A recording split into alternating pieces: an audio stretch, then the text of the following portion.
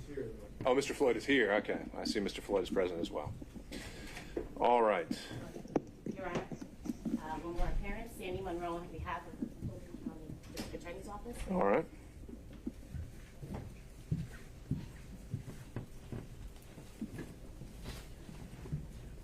Anyone else present who believes they may need to be on the record or address any issue coming up in the proceeding? Seeing none. Judge, I'm here, Dave Banks. I've been subpoenaed as a witness, but I also represent Christopher Campbell. All right. Thank you, Mr. Banks. Judge Ben will chauffeur for Terrence Bradley. We're under subpoena. We'll be waiting in the hall. All right. And, sir, could we have you spell your name for the record? First name B-I-M-A-L, last name C-H-O-P-R-A.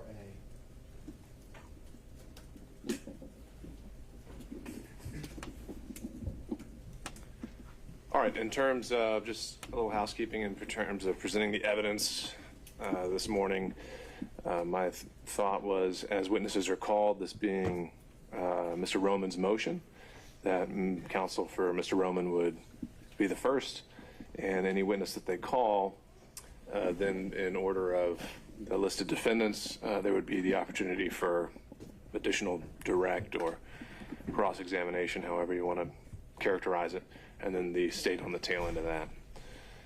So with that, I would turn it over to Ms. Merchant. Is there anything that we would need to take up before calling the first witness? Judge, we would invoke rule of sequestration. All right. So to that end, pursuant to Rule 615, I would ask that any witnesses subpoenaed or expected to testify at the hearing today, that they should remain outside the courtroom until called, and they shouldn't discuss their testimony with any other witness or watch any kind of live proceeding or recording of the testimony until the evidence is concluded or they're excused from being called today. Are there any exceptions to this rule?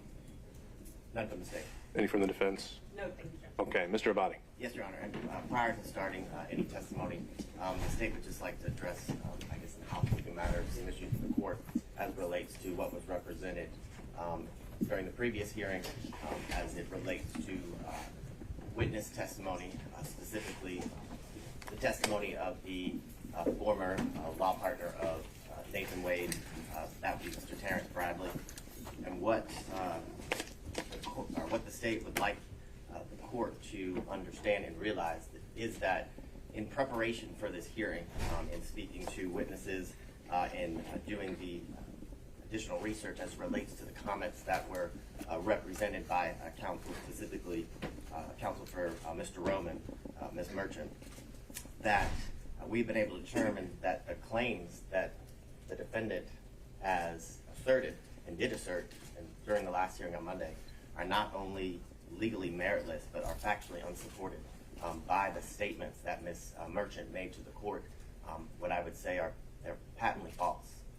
They are egregious misrepresentations of what is believed that Mr. Bradley would say or even knows. What I would bring to the court's attention in my speaking with the defense counsel for Mr. Bradley, Mr. Chopra, is that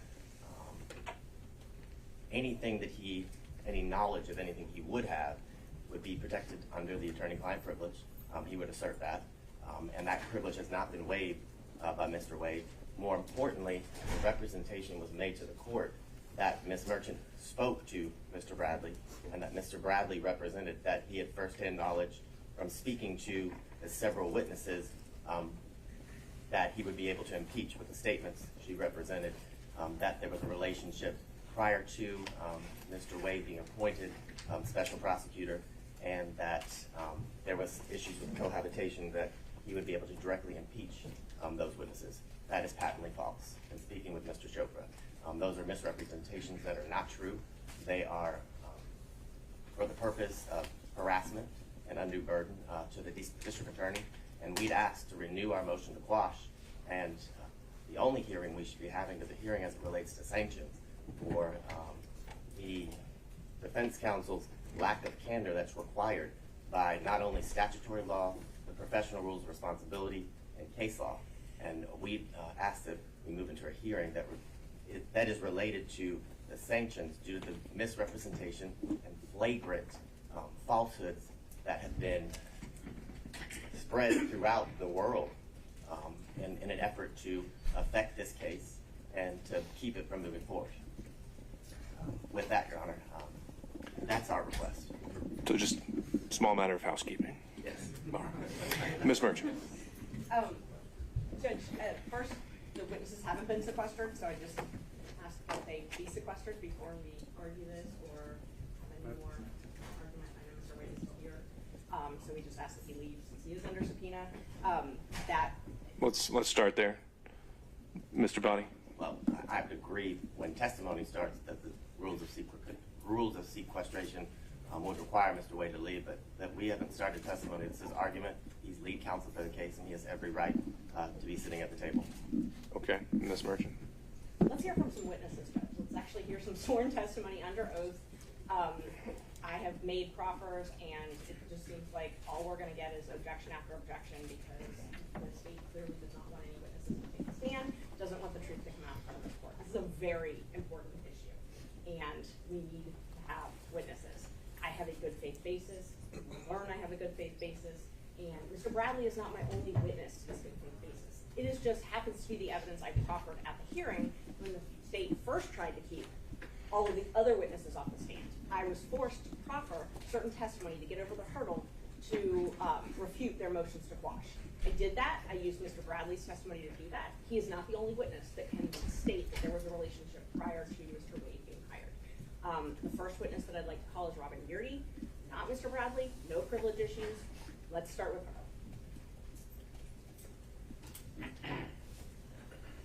Your Honor, when we have additional argument or matters to be brought up, do we want to do it like I just stand up and with relation to what's just been said by Mr. Abate, or are you only hearing from Ms. Merchant at this point? I just need to know the court's protocol on that. Sure. So I think at this point we just need to take these issues one at a time. And as you've joined the motion, I think defense counsel would have the opportunity to weigh in. But again, at any point, if I'm just hearing the same thing over and over again from each separate defense counsel, I'm going to reserve the right to say thank you. I appreciate that. All right. I only ask for the opportunity to be heard on the invocation of the attorney-client privilege and the burden being on the individual raising the privilege to prove that a privilege in fact was in existence before we get to simply just a claim. That's what I asked. Sure. Understood. So, Ms. Merchant, I do want to put it back to you, though. The issue raised by the state this morning is that essentially, as I would summarize it, the good faith basis that you did put forward on Monday did not exist, right? So why wouldn't we start with Mr. Bradley and see where we go from there? Judge, the good faith basis does exist. So you basically have them saying it's not true and me saying it's not true. So they think they have a good faith basis. I think I have a good faith basis. I have a huge good faith basis for everything that I put in every single motion. That's going to come out. The reason I don't want to call Mr. Bradley first is for hearsay objections, quite frankly. And normally we don't have to disclose how we're going to present evidence. I'm okay doing that here, but based on the rules of evidence, hearsay, and privilege issues, what makes the most sense, and we've spent a lot of time thinking about this, what makes the most sense is for us to have Ms. Yurdy testify. And if you want me to proffer what I anticipate she's going to say, I talked to her last night. She's going to say that there was a personal relationship that began in October of 2019. She's going to testify to that. And she has personal, direct knowledge of that. It's not hearsay and it's not privileged. She's going to take the stand. She's terrified, but she's going to take the stand and tell the truth. And then I plan on calling Mr. Wade, because at that point, I can overcome their motion to quash and bring Mr. Wade, bring him to come. Then I can go through privilege issues with him, and then I can have Mr. Bradley testify. And we won't have to have an objection to every single question I ask Mr. Bradley, an objection to hearsay, an objection to privilege. So that's how I plan on presenting the evidence, because it makes the most sense. And I think I'll be able to overcome any privilege objections. We can talk about that when Mr. Wade takes a stand. All right. Mr. Avati, any last words on starting with Ms. Yurdy and going from there, taking it a witness at a time? I mean, no, but I guess my final response would be that, as Your Honor pointed out during the last hearing, Ms. Merchant's entire representation for good faith was all solely based on Mr. Bradley. In fact, I remember the court saying that the star witness presented or provided by the defense is Mr. Bradley, and you asked a specific question, Ms. Merchant, well, Mr. Bradley, does he have firsthand knowledge from these people, each one of them, you named the lawyers plus the investigators, as it relates to the claims that were made? And her answer was yes. I can definitively tell you the answer is no. And Ms. Merchant has not spoken to Mr. Bradley according to his counsel, B.C. Chopra, who is outside and can represent to the court the things that I've represented. And he has maintained and represented that everything that she plans to go into or ask is protected by attorney-client privilege. And the only point of this process and this procedure as it relates to the motions that were filed is to create a spectacle and to create harassment to the district attorney of Fulton County. And we request that the only hearing we move forward is the sanctions for counsel's lack of duty of candor to the court and to counsel. All right, well, I think you certainly put her on notice if that is actually the case, but at this point I have someone saying yes and I have another person saying no, and so I think that conflict in the evidence that we noted on Monday still exists, and that's where we are, and we'll see how the evidence presents itself. So with that, Ms. Merchant, are you ready to call your first witness? Yes, Judge. All right. We called Ms. Yearly, and I know Mr. Partridge had emailed before, and I quite frankly couldn't keep up about a Zoom, so I don't know if she's on Zoom or if she's going to be here at 9:30. She may be on Zoom, I'm not really sure. Ms. Partridge, Mr. Partridge was joining us by Zoom, but Ms. Yurdy is here in person, right? Mr. Partridge, I believe, represented that his client would be more comfortable if he were here in person, and that, due to his conflict in Richmond County this morning, couldn't occur until this afternoon. I think that is a reasonable request, but not the state's business. The witness is here. If her attorney is able to join right now, perhaps that can be something that is addressed with Mr. Partridge in the court. But I want to alert the court that was the representation that the witness would prefer not to go forward without the client present, and that's certainly a reasonable request. Sure. I think the latest I'd seen, though, was that Mr. Partridge was going to be able to join by Zoom. Okay, great. I didn't know that he had that Mr. Partridge had affirmed that perhaps that was an email this morning that I missed. Yeah, I don't know either, but the state seems to know that Ms. Yearly is here, so I guess she's not appearing by Zoom.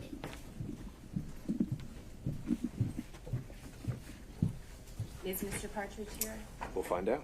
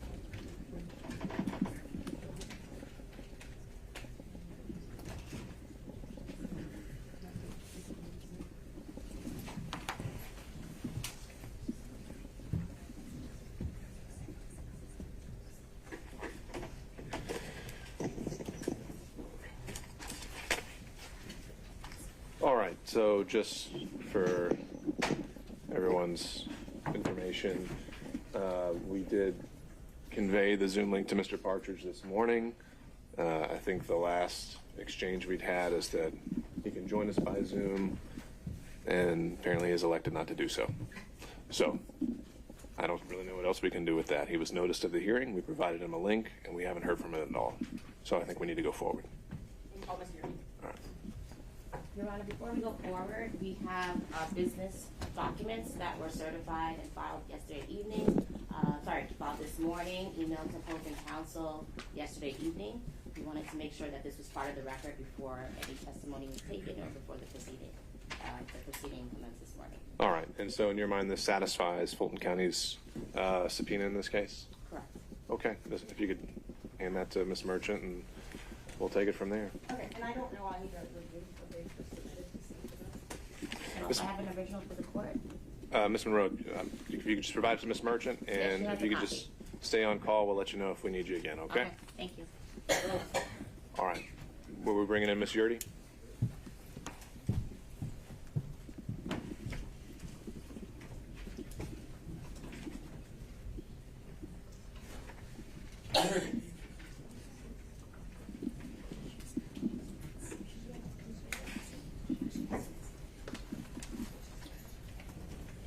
Oh, I'm sorry, I thought the state said that Ms. Yurdy was outside, or they'd seen her or something. So, may John Murphy step out? She's under subpoena to be here at 9:30.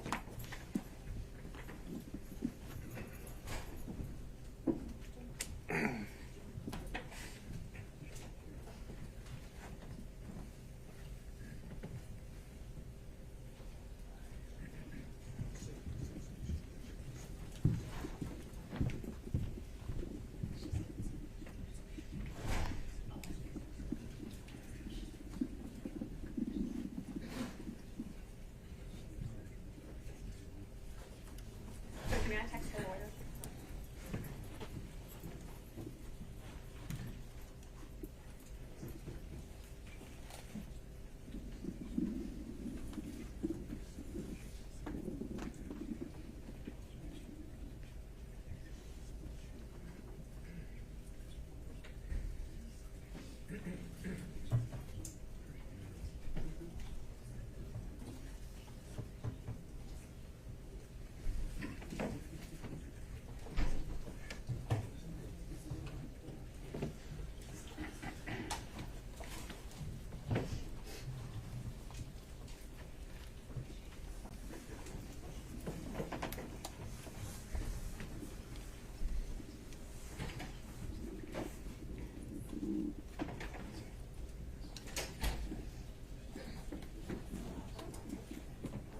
Yeah, and just one of them?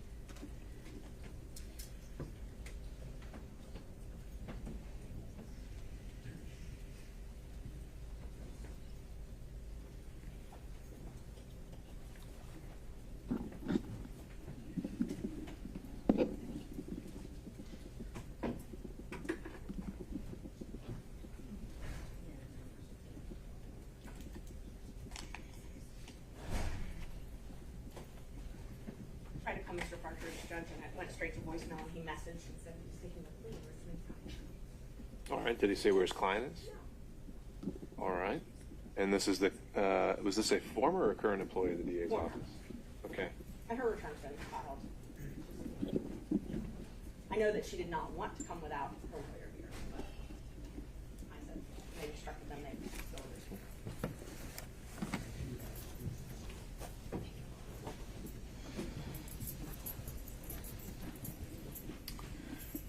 All right. Well, Ms. Merchant, do you have any other witnesses available? Well, we have Mr. Bradley. We can have him testify, but again, we're probably going to have a lot of objections with privilege, and so I'd much rather call Ms. Yurdy first, but I know that Mr. Partridge threw a wrinkle in that this morning by having a conflict. Sure. So, But I can, what I could do is I could call Mr. Bradley, and then I can bring him back. exactly. I think you can always recall him. We can ping pong back and forth if we need to based on hearsay issues, but at least we can use this time until Mr. Partridge chooses to join us. Is he on the Zoom? Or not Mr. Partridge or Miss Yuri? No, not that we're aware of. No, okay. Just wanted to check because I don't. All right, so That's the I only suppose thing I call can- your next witness then. All right, we call Terrence Bradley to stand.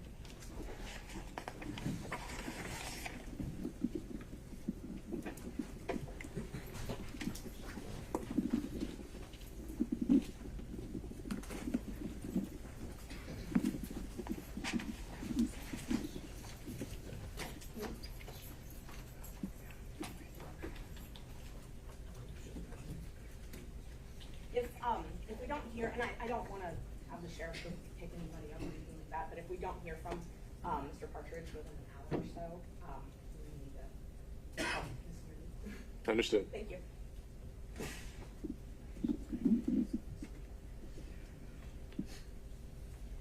Is someone getting Mr. Bradley in? Yes, I believe so. I believe so. Oh, the sheriff's in gone. Okay. Sorry. Normally, sorry. Are the sheriffs, when I call a witness, will the sheriffs not sound for them? I don't know if they're going to know where they are. Okay. So I think it'd be best if maybe someone from your team. Okay. And they're not going to know what they look like either. Not a problem at Sure. all. Thank you. Terrence Bradley. He's outside. Yeah.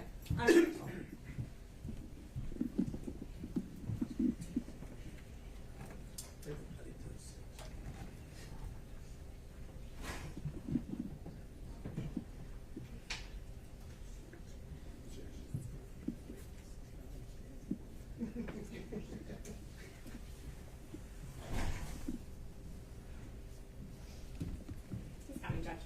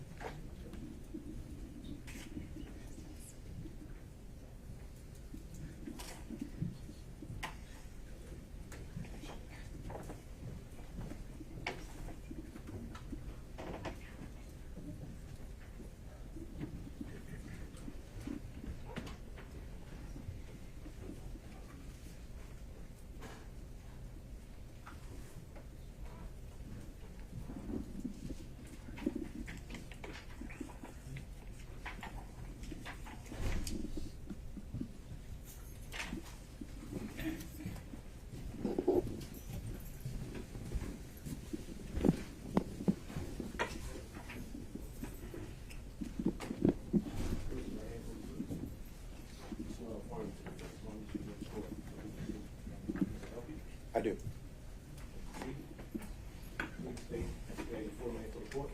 Terrence Bradley, Terrence Bradley, Bradley. Your Honor, as Mr. Wade's counsel, before we start, we would request to go back to the chambers to talk about attorney-client privilege before we get up to stand. Why does that need to be in camera? doesn't necessarily, well, there's statements that could be made that could be prejudicial depending on whether they were covered or not, whether he's going to break the. So at the time a question is asked that you think implicates some of those statements, object, and we'll handle it. Yes, sir. Thank you, Mr. Judge. Judge, on behalf of Mr. Bradley, and I apologize, this is not our proceeding, but it might be helpful to have a brief sidebar as opposed to something in chambers, at least so that we could let the court know our position rather than having to restate it repeatedly. And Judge, I've carefully crafted my questions to avoid any privileged information, but if they think that I'm invading that, then I welcome an objection and I'm happy to address it. Let's see how it goes. And again, Mr. Bradley, I'll ask if you can just give a pause in between each question to allow counsel the opportunity to object before answering. Thank you, Judge. Was the witness sworn or do I need to swear the I witness? believe he Okay. was. Great, thank you, I'm sorry.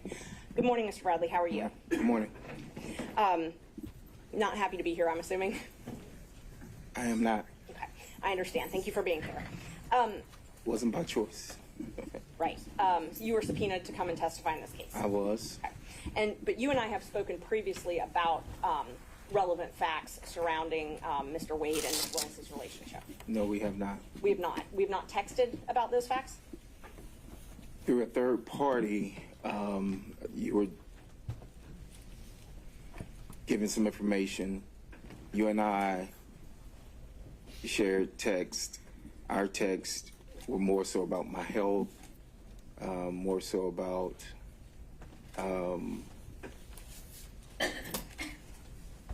if I was okay with what was going on, that I would not be, whether or not I was going to be subpoenaed or not, and that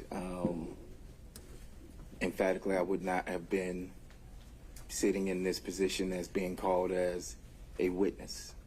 So that's what my text chain show. So no.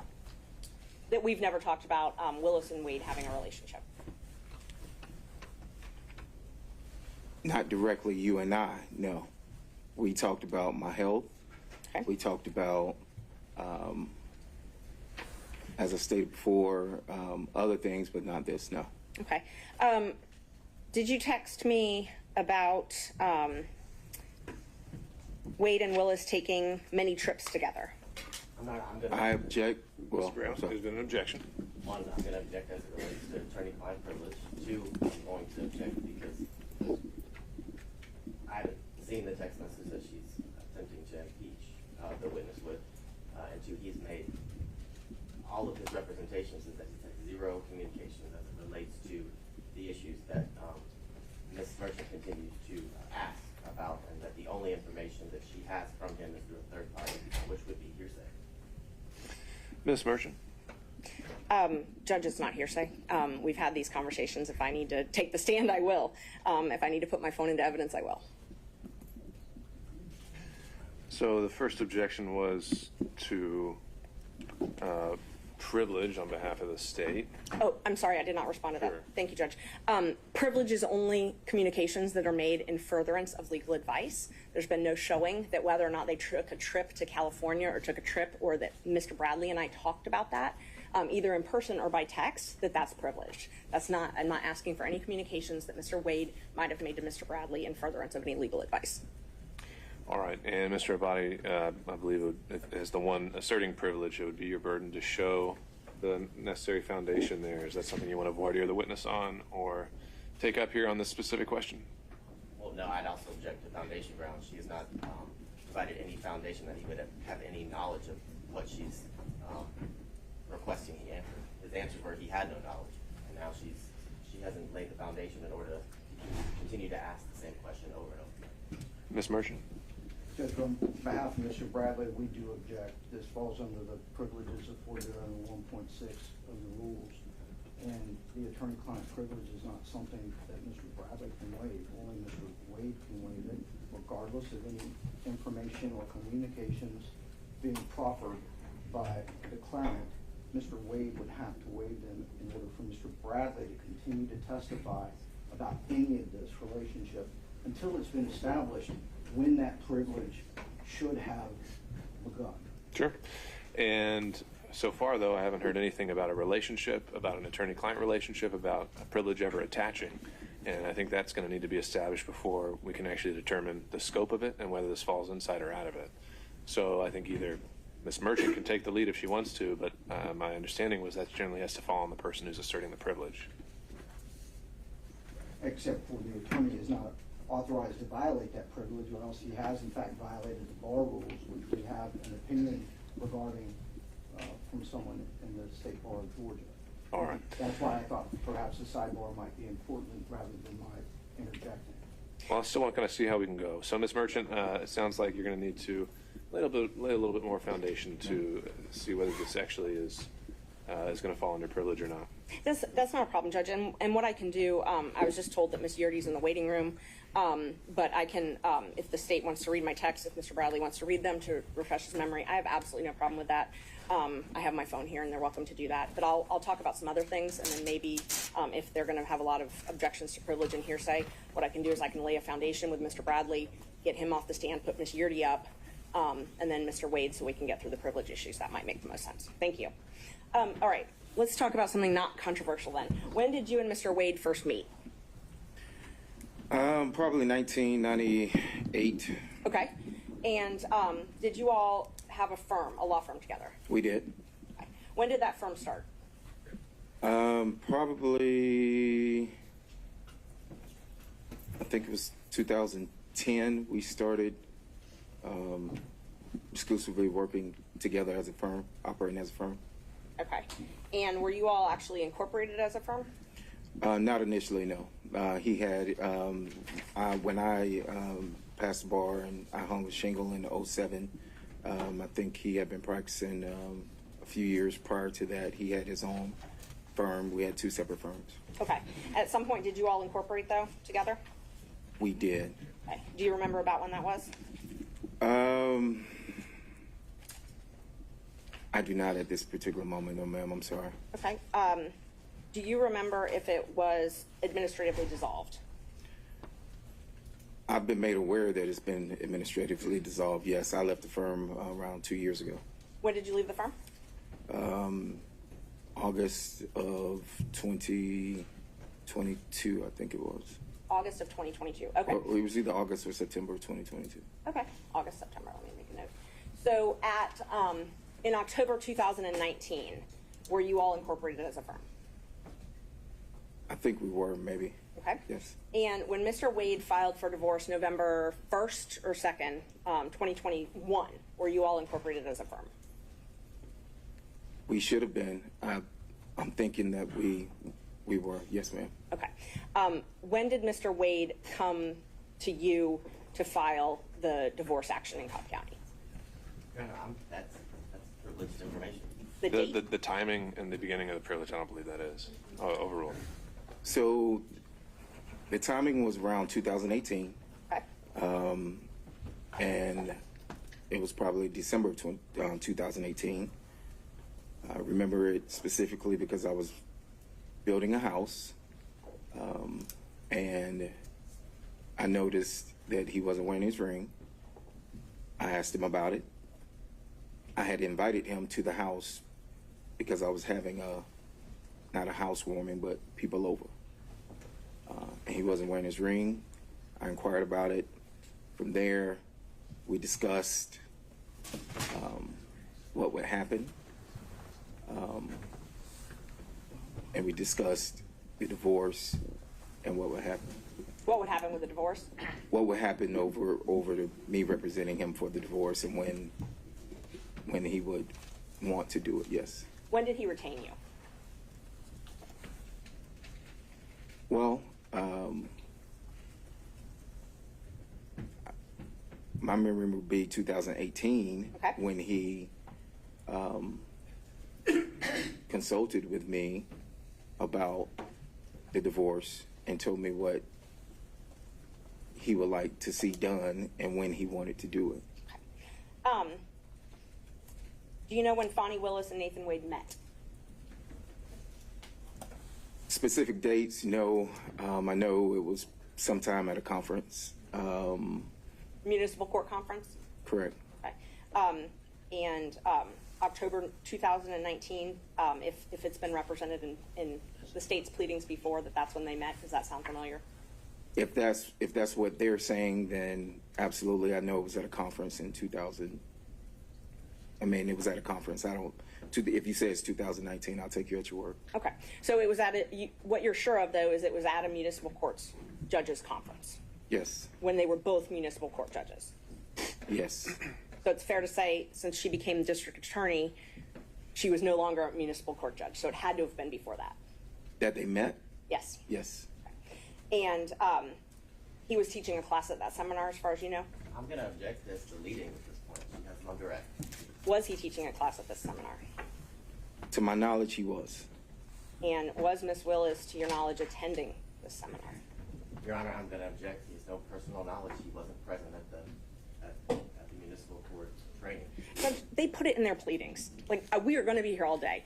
We are going to be here all day. All right. If you can establish that he would have some personal knowledge, then that's a fair question. So if you just need to preface it with that, then that's fine. Thank you. Are you aware of when their romantic relationship began? Your Honor, I'm going to object. That relates to privilege. She says that he began representing Mr. Wade in 2018. He met Ms. Willis in 2019. That's clearly within the bounds of attorney-client privilege. I think there's understood, Mr. Avati. So I think, Ms. Merchant, you need to qualify that question. Thank you. I'm not asking you to tell me what Nathan Wade told you in furtherance of legal advice, okay? So I want to be very clear. If he told you something asking you legal advice, I'm not asking you about that. I'm asking about what you observed, what you saw, and what you knew, outside of what he told you when he was specifically seeking legal advice, okay? This is too far afield. I apologize. I object again on behalf of Mr. Bradley. He's asserting that there is an attorney-client privilege associated with this case under Rule 1.6. For him to draw any inference, make any statements, or any other proffer of information after this relationship began between attorney and client in December of 2018 would be improper, and he would in fact be violating the rules of ethics associated with his bar license. So the way the question was phrased was just saying, what did he personally observe outside of the relationship, not involving communications? How does that fall within attorney-client privilege? Your Honor, whether we like it or not, when we have a client, there are a number of items associated with that relationship between attorney and client that come within your purview and that lead you to further action, lead you to further investigation, further questions, develops your strategy. We can't talk about Mr. Wade on any level. It would be inappropriate. The divorce was filed sometime thereafter. During that entire interlude, any of these issues could in fact have formed the basis for their relationship to remain privileged. Ms. Merchant?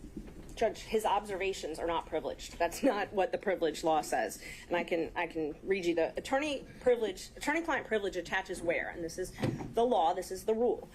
There's an attorney-client relationship. The communications in question relate to the matters on which legal advice was sought. And the communications have been maintained in confidence, and there's no exceptions to the privilege. First, on number 2, the second prong. This was not in furtherance of legal advice. That's not in furtherance of legal advice. What he witnesses as a human being is not in furtherance of legal advice.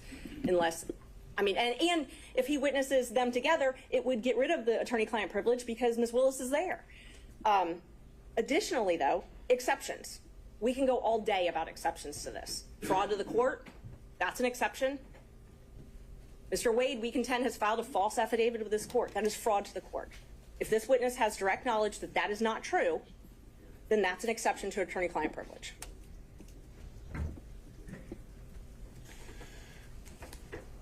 All right. Ms. Merchant, if you could re-ask that question, again, qualifying it as, if it's, I think you qualified it as anything that, outside of anything he learned or was told as a result of his representation. It was just any observations he made, which, in my mind, as you phrased the question, would have included before December 2018 when this first consultation occurred. I think if you can go step by step, we can handle this. And Judge, I would just ask permission. We gave the state notice under 611 that all of these witnesses do not want to be here. They are adverse witnesses. I understand. Yes, so I'd like to have leeway to be able to cross them. Thank you, Judge. All right, Mr. Bradley. Yes, ma'am. you have knowledge that their relationship began in 2019? I do not have knowledge, but again, I have consulted with the bar as late as yesterday at 4 o'clock. I am not here to. Your testimony is that you do not have independent knowledge. I cannot. I was advised by the bar that Rule 1.6 of confidentiality applies, and that I cannot reveal anything that I saw or learned, and that if the court is asking me to do that, that an immediate certificate of review should be asked. And so I'm not here to misrepresent to the court or to say anything inappropriate or anything. I am here because I also have a law license, and I'm not trying to lose that. And so, Mr. Bradley, can you finish that thought? As saw or learned, just period, without qualification whatsoever? Judge, I'm going to refer to what I was told by the bar, that Rule 1.6 of confidentiality applies, and that I would be asking for an immediate review by the Supreme Court. Sure, but applies to what? Any communications is what the person at the bar told us. Any communications?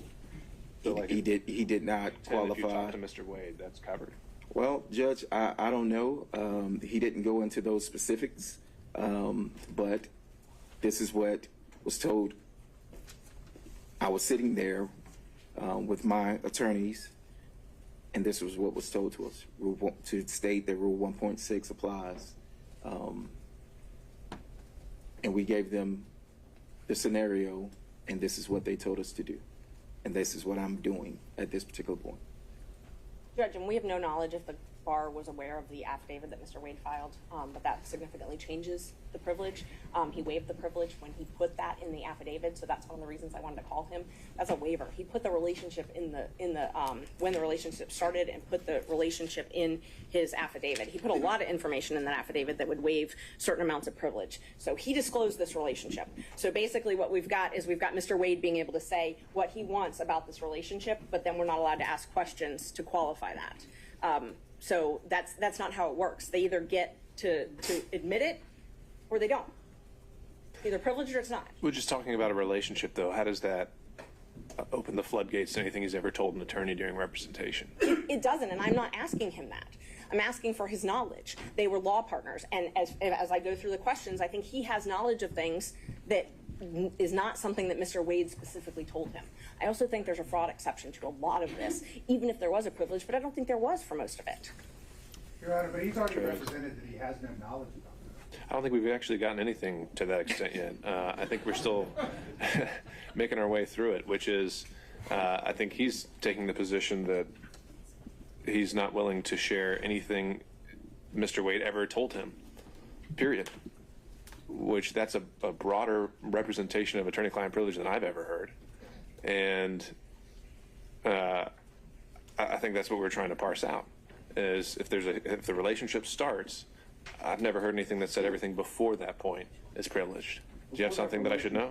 Yes, sir. My apologies, Judge. That's fine. Before that relationship, these questions aren't being established. It was 2018, December. The last question was directly related to a point in time after that, during which the relationship, attorney and client, would have been already established.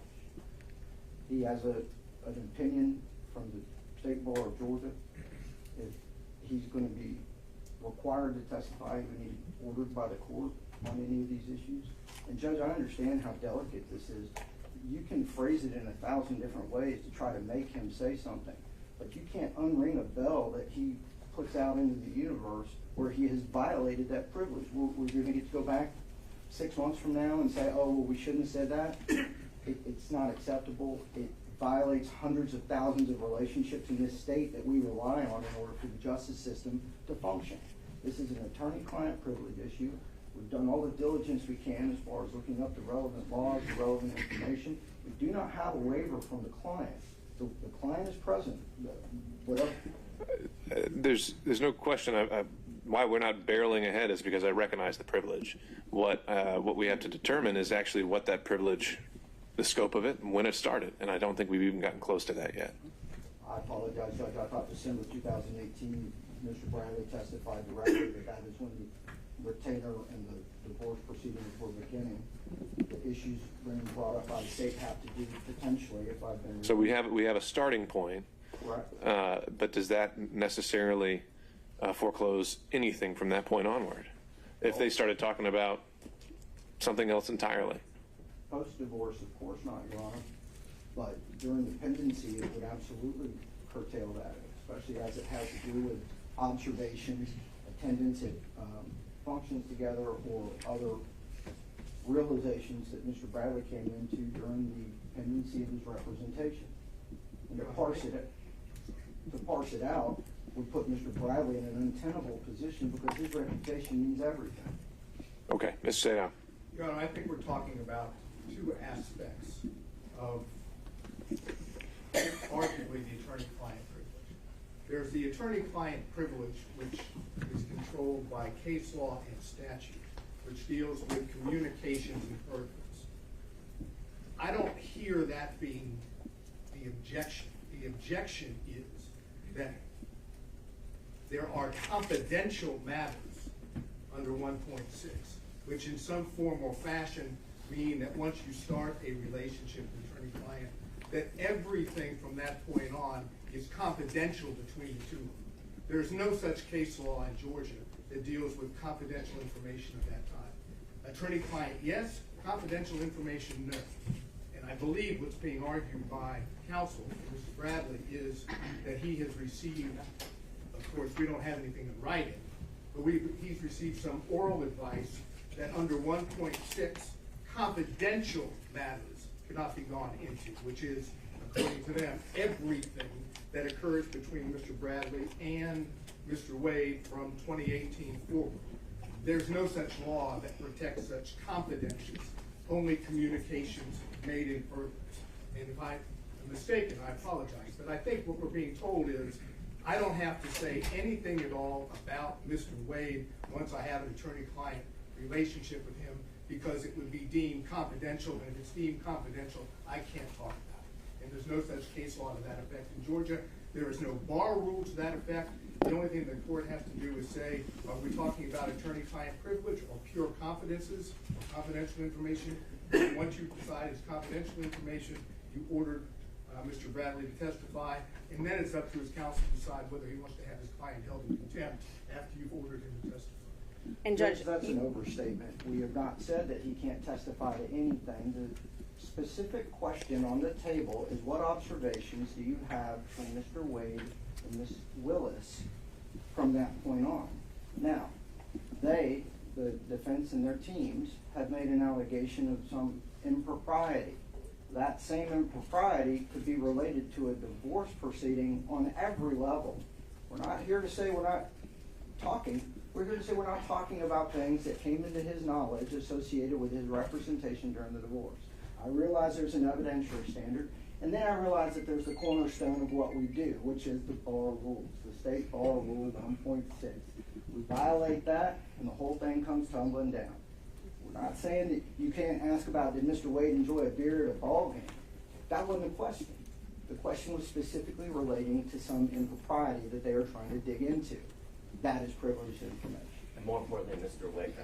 Bradley has said twice now that he has no independent knowledge as it relates to what she's referencing. He has said it 2 times. So there's not a good faith basis for her to continue to probe into this area, because he said he has no independent knowledge outside of the attorney-client privilege. All right, Ms. Merchant, last word. yes, Judge. Judge, Mr. Bradley, if ordered, he's here by subpoena. If ordered to testify, it's not a issue with the bar. My question was not about attorney-client privilege. I'm being very careful not to ask anything that Mr. Wade asked in furtherance, but I've been informed that Robin Yerdy is on the Zoom, and so if we want to start back on our original plan, we can call Ms. Yerdy and have her testify, and then put Mr. Wade up, and we can go through the privilege issue with him, and then we won't have to have all these objections. Or else I'm happy to continue questioning Mr. Bradley. All right, so Ms. Merchant, you're saying that your understanding of the evidence that you plan to present, that these issues are affected by Ms. Yerdy in terms of the scope of the privilege and the relationship? No, I think, no, thank you for letting me clarify that. I think that Ms. Yurdy is going to give me enough to get Mr. Wade on the stand. Once I get Mr. Wade on the stand, because they filed a motion to quash, and you said I had to present something before I could put Mr. Wade on the stand. So once I present Ms. Yurdy, I can put Mr. Wade up on the stand. And then I can put him up before I call Mr. Bradley. And then I may not even have to call Mr. Bradley at that point.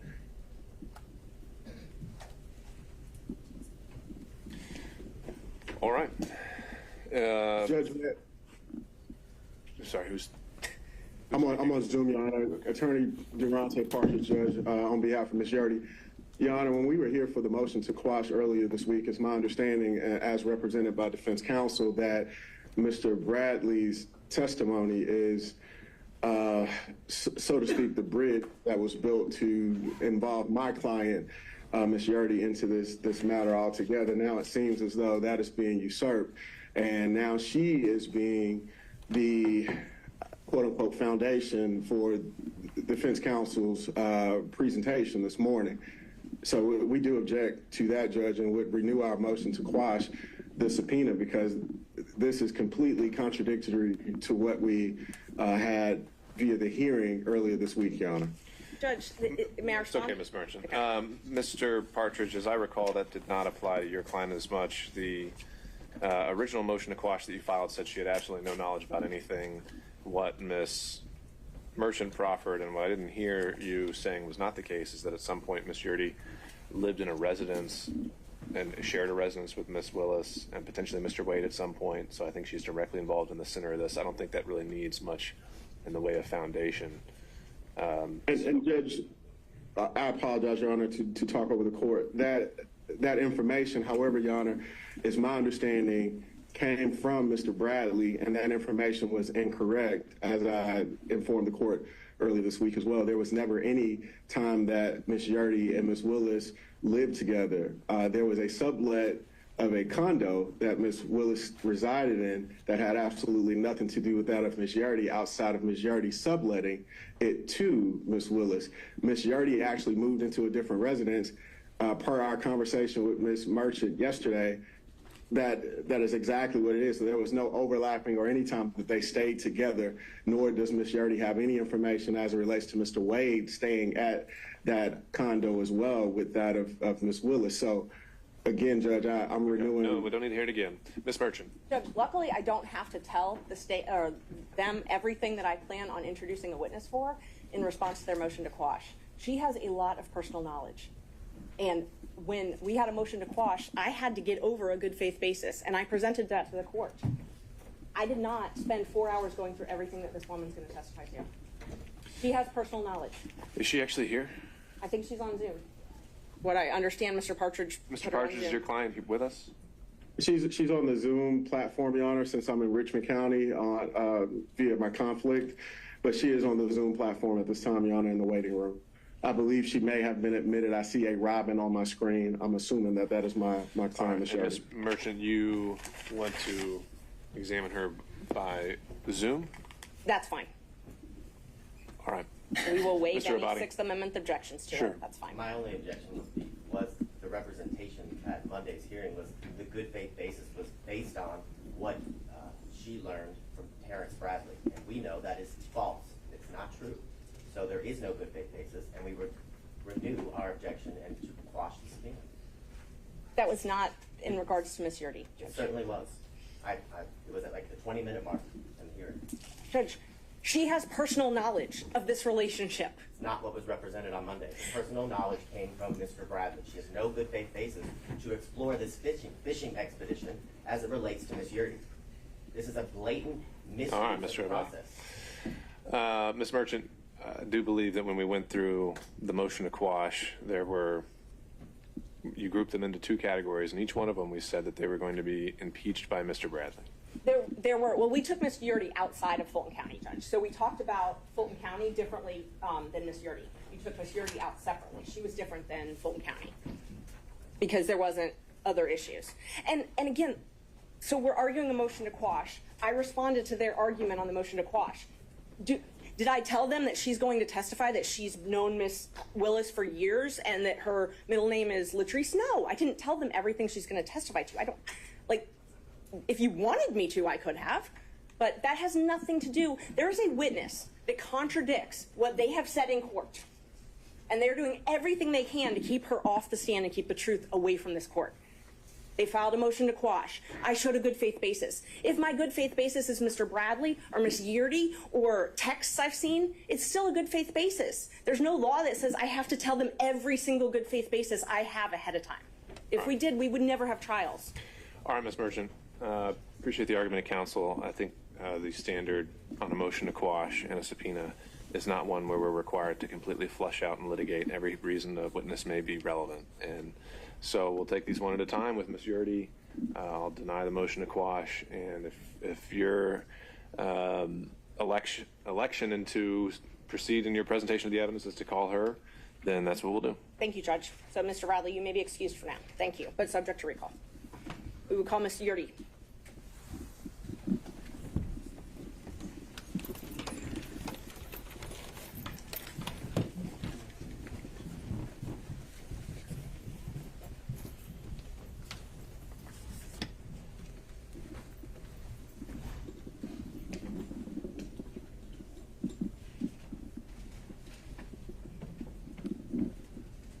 Would you like me to swear her, Judge, or? I think we need to make sure. There we go. Deputy Scott, if we could swear in the witness. Ms. Yeardy, can you hear us? Yes, I can. All right. Raise your right hand, ma'am. You swear affirm to the testimony that you get a court will be the truth, nothing but the truth will help you. Yes. Would you please state and spell your full name for the court? Robin Latrice Yeardy. Thank you, Ms. Yeardy. Thank you for being here. Can you tell the judge when you first met Miss Willis? In college. Okay. So probably 90 or 91. Okay. And have you been friends since 1990 or 91? Yes. Okay. When was the last time you spoke with Miss Willis? March of 2022. Okay. From 1991-ish till 2022, were you what you would consider good friends with Miss Willis? Yes. Okay. And did you all share personal information regularly? Yes. And did you even come and work with her at the DA's office? Yes. And when she needed a place to stay, did you let her stay at your apartment? Yes. It was a condo, right? Condo, yes. Okay. Do you remember approximately when she moved into your condo? It was April of 2021. Okay, great. And you know that Ms. Willis and Ms. Wade met at a conference in October of 2019? I'm going to object to that, Your Honor, without a foundation for how this witness would know that. If Ms. Merchant can establish she has personal information of that, then certainly that's something the witness can testify to. But if it's she heard Understood, it Ms. Cross. All right, Ms. Merchant, if you could lay the foundation. Do you have information that Ms. Willis and Mr. Wade met in October of 2019? I'm going to renew my objection, Your Honor. Information is not sourced to personal information. If the question can be rephrased, then that may address my concern. So Judge, I just want to make sure that I understand. So they've objected to me calling Willis and Wade. It's just a matter of foundation. If you can just rephrase. Do you have knowledge of when Willis and Wade met? I'm going to object again. Personal knowledge. Overruled. Thank you. Do you have personal knowledge of when Willis and Wade met? Yes. She told me that they met at a conference. I don't know what. Okay. I'm going to renew my objection, Your Honor. Clearly, this is not firsthand information from this witness. It's hearsay that was. But you said she told me. Yes, it's statement against interest, Judge. If Ms. Willis. Just pause. I'm sorry. Okay, Ms. Yes. Cross. The representation of the witness, the testimony of the witness was that Ms. Willis, District Attorney Willis, had a conversation with her. There is no statement against interest. District Attorney Willis is not a party opponent in this case. The information that the witnesses testified to came from Ms. Willis, and we have a hearsay objection to that. Why wouldn't she be considered a party opponent in this context? She is a representative of the state, Your Honor. This isn't private litigation or civil litigation. Obviously, the court's aware this is, Ms. Willis is not on trial. Ms. Willis is not a party to the litigation outside her obligation to pursue criminal charges for the state. Ms. Merchant, I guess it's evolved into a hearsay objection. Yes, Judge, and we plan on calling Ms. Willis to the stand. She's under subpoena, so hearsay will be cured. If there is a hearsay objection as far as that issue. But we do still think that it's a statement against interest. Ms. Willis has filed a document that states that they met at this municipal court conference. So, Your Honor, I think maybe I can streamline a little bit. State will stipulate that District Attorney Willis and Mr. Wade met in October 2019 at the judicial conference that we've been talking about. There's no reason to get it secondhand from this witness. Well, that's true. All right, you accept the stipulation, Ms. Merchant? yes. All right. Am I permitted then to ask questions about that since it's now not hearsay? If it's just to a stipulation, if it's just to that basic fact, I don't think we need a question, but if there's a follow-up that you think is admissible, go for it. Ms. Yeardy, you have personal knowledge that Ms. Willis and Mr. Wade began their romantic relationship soon after this time that they met at the municipal court. I'm going to object to that question. That certainly is a leading question. No foundation has been laid for how this witness would have personal knowledge of that. And until that's happened, the state objects. Judge, I think you can do a yes or no and then follow up with how she knows it. thank you. Do you know if Ms. Willis and Mr. Wade started dating in October of 2019? I don't know if it was October of 2019. Could it possibly be November of 2019? Could possibly. Okay. And when we spoke, you said it was shortly after the municipal court conference, though, correct? Yes. Okay. So you know that their relationship, their personal relationship, began shortly after this municipal court conference. Yes. And when I say personal, romantic. I just want to make sure we don't get in an argument over what personal and romantic is later. When I ask you personal, do you take that to mean romantic? Yes. Okay. And do you understand it that their relationship began in 2019 and continued until the last time you spoke with her? Yes.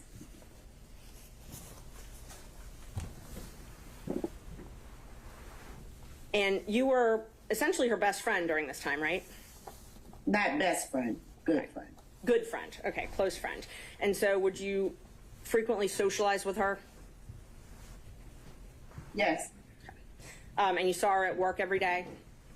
Yes. So you had a chance to see them interact together on a personal level? Yes. And so from everything that you saw, heard, witnessed, it's your understanding that they were in a romantic relationship beginning in 2019? Yes.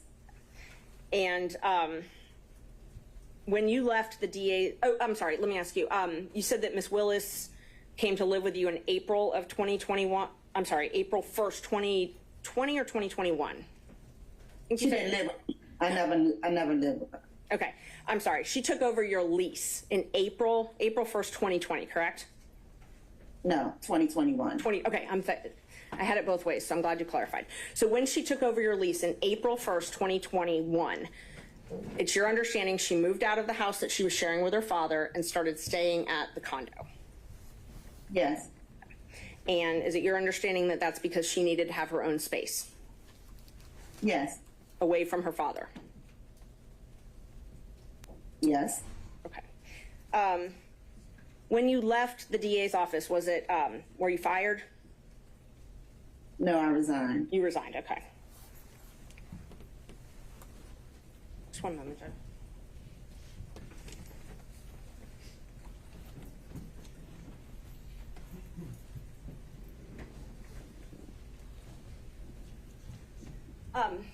Can you tell us why you resigned the DA's office?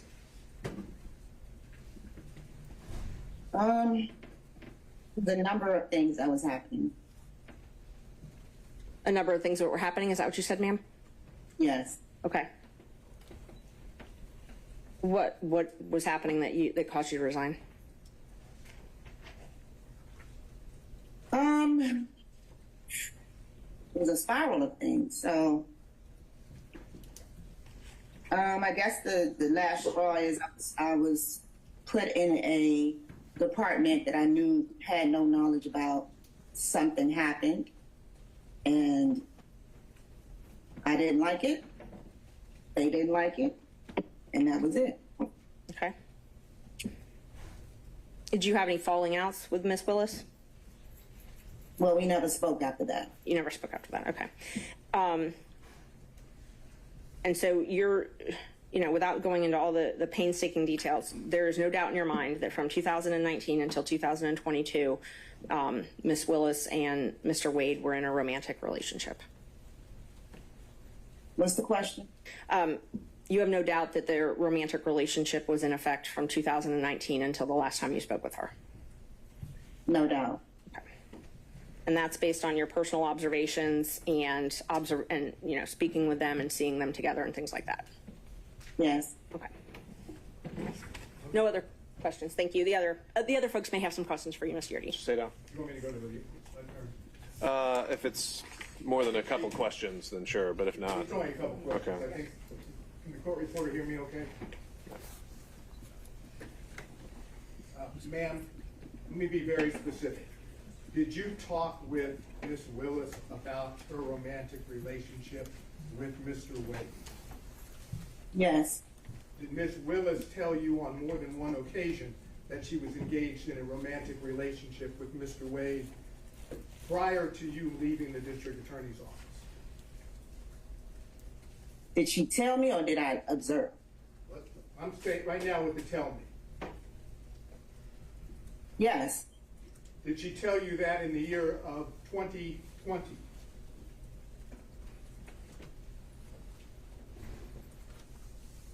Yes. In the year of 2021? Yes. Are you certain that Miss Willis told you about the romantic relationship with Mr. Wade prior to November 1st of 2021? Yes. Now, did you also have observations of Mr. Wade and Miss Willis together prior to November 1st of 2021? Yes. And are those observations, were those in a social setting? Yes. And did you observe them do things that are common among people having a romantic relationship? Yes. Such as, can you give us an example? Hugging, kissing, just affection. All before November 1st of 2021, correct? Yes. That's all I have. Mr. Stocks. Ma'am, did I understand you to say that there was a period of time when you and Miss Willis lived together? No.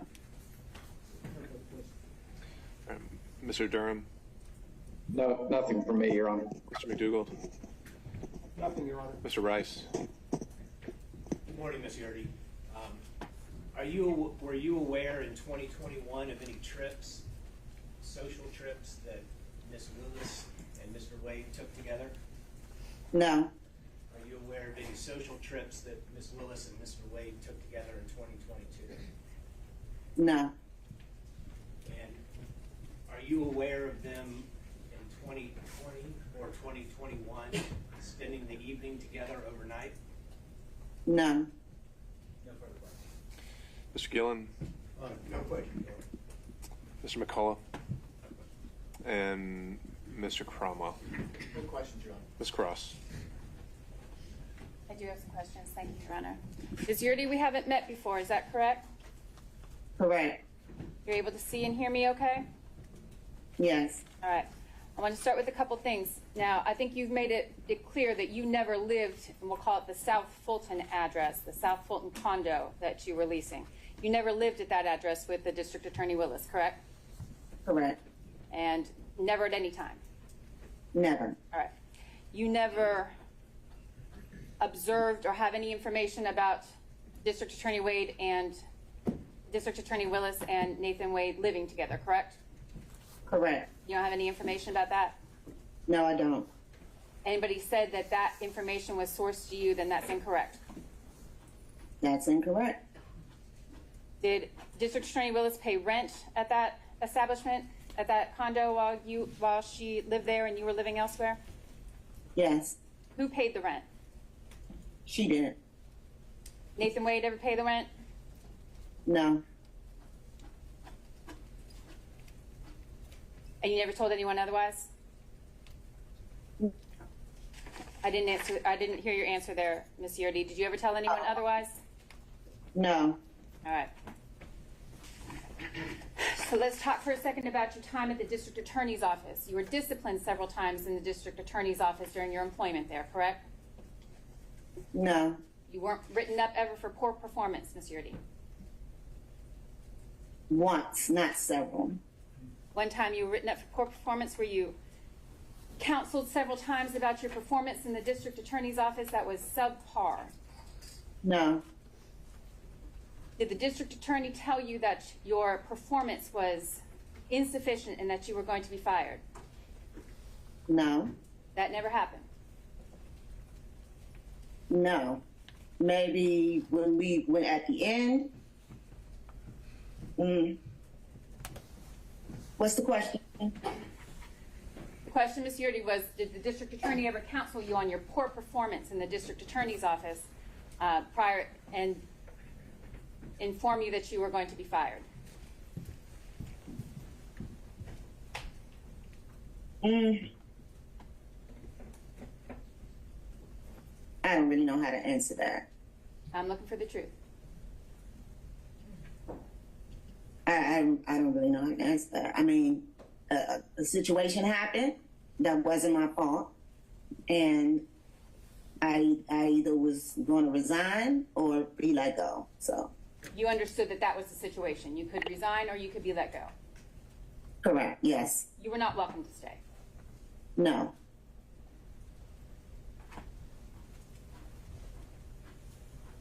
And the conversation where you were informed that you could resign or you could be fired, that conversation was not the first conversation you had with the District Attorney about your poor performance in the office, correct? Well, it was kind of a spiral, but no. Yeah, it was. Whatever the situation was. Excuse me. Commentary by counsel. Questions are fine. Understood, Mr. Saino. Ms. Cross. Ms. Yurdi, the circumstances of your leaving the District Attorney's Office ended your friendship with the District Attorney Willis, correct? Yes. Y'all haven't spoken since? No.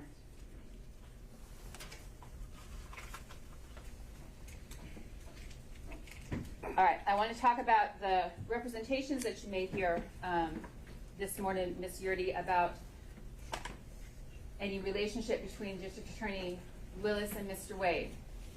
I want you to tell me what was the first time let me ask it this way. You said that District Attorney Willis personally informed you of a romantic relationship. Is that what you testified to? Yes. When did that conversation that you purport to have, to recall, when did that happen? I mean, I don't have a month or a day, but just talking in general.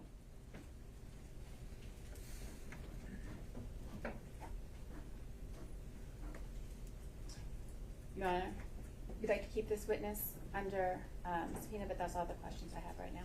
All right, thank you, Ms. Cross. I have to recross that. I mean, redirect, I'm sorry. All right, on those points only.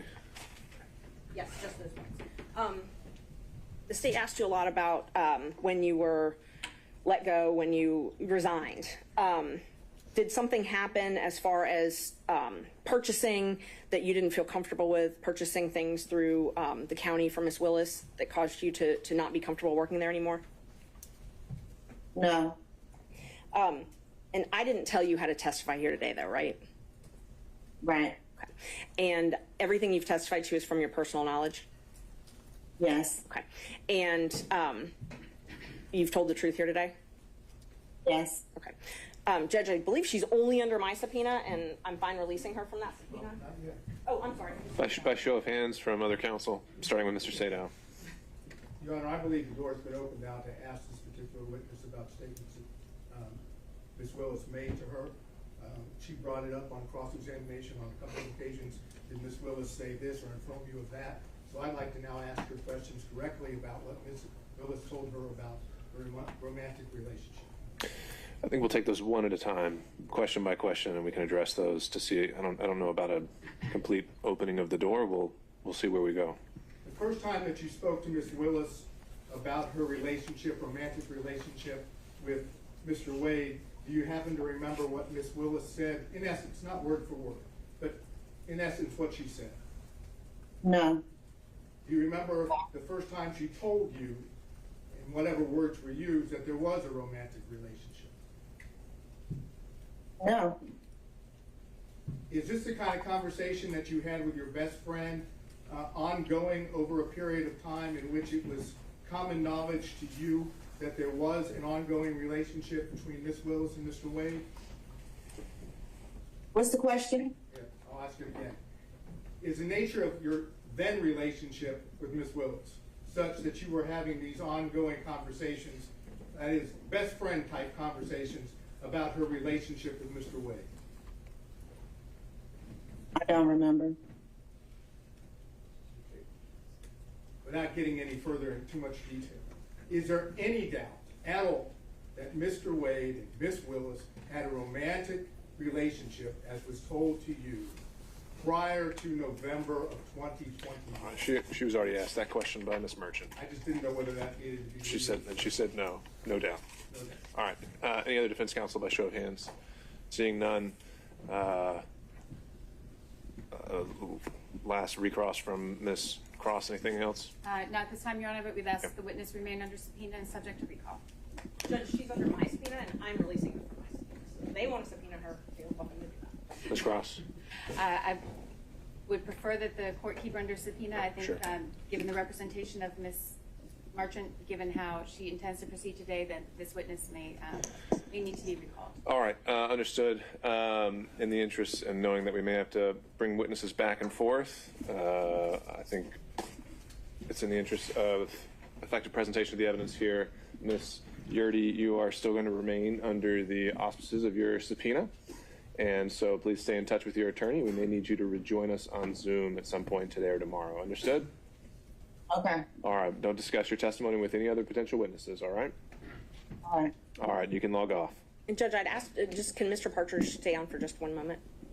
For what reason?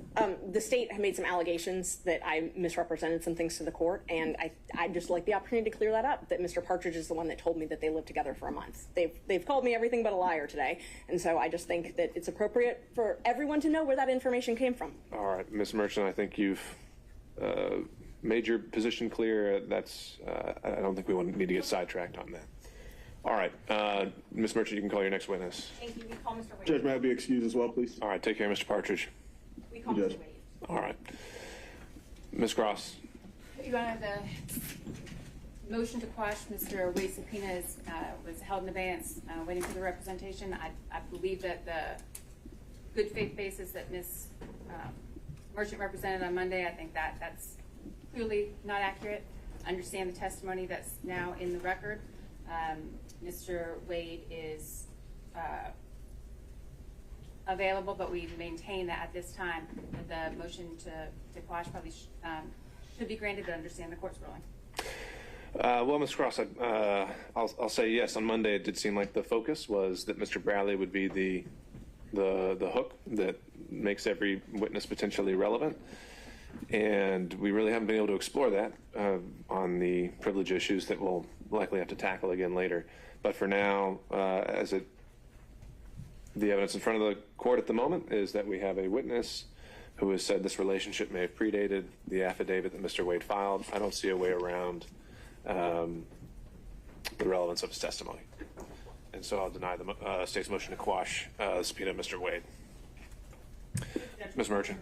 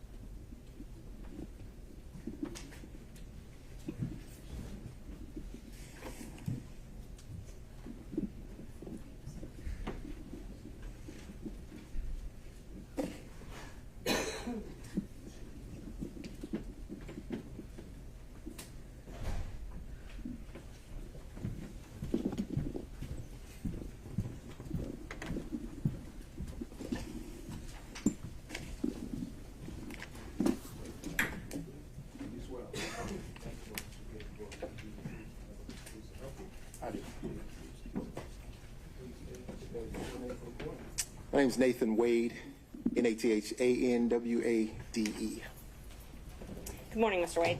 Good morning. Prior to filing this motion to disqualify, you and I were friends, correct? Yes, And in fact, I supported you when you ran for judge in 2016. you did.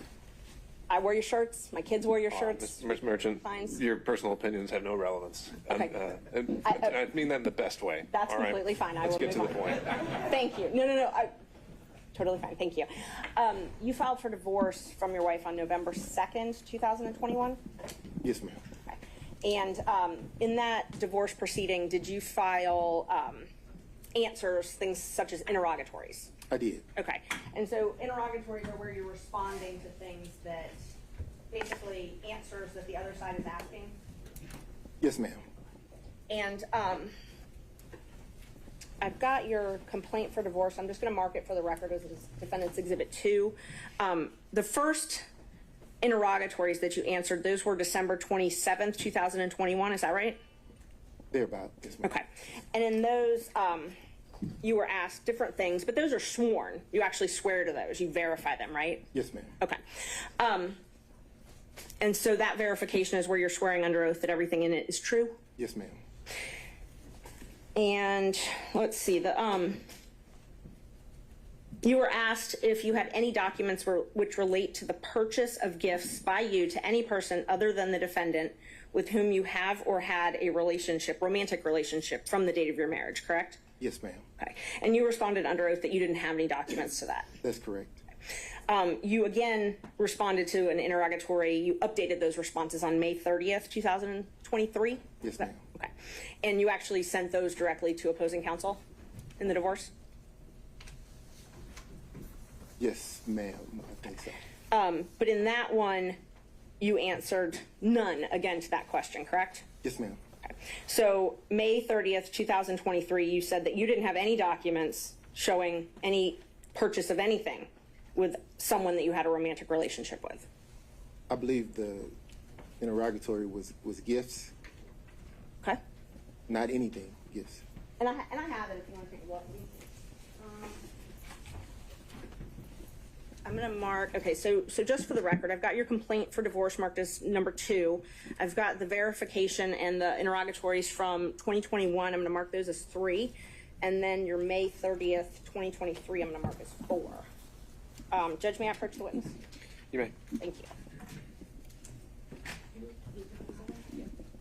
That is what I marked as 4. This is what I marked as 3. Okay. Thank you, Judge.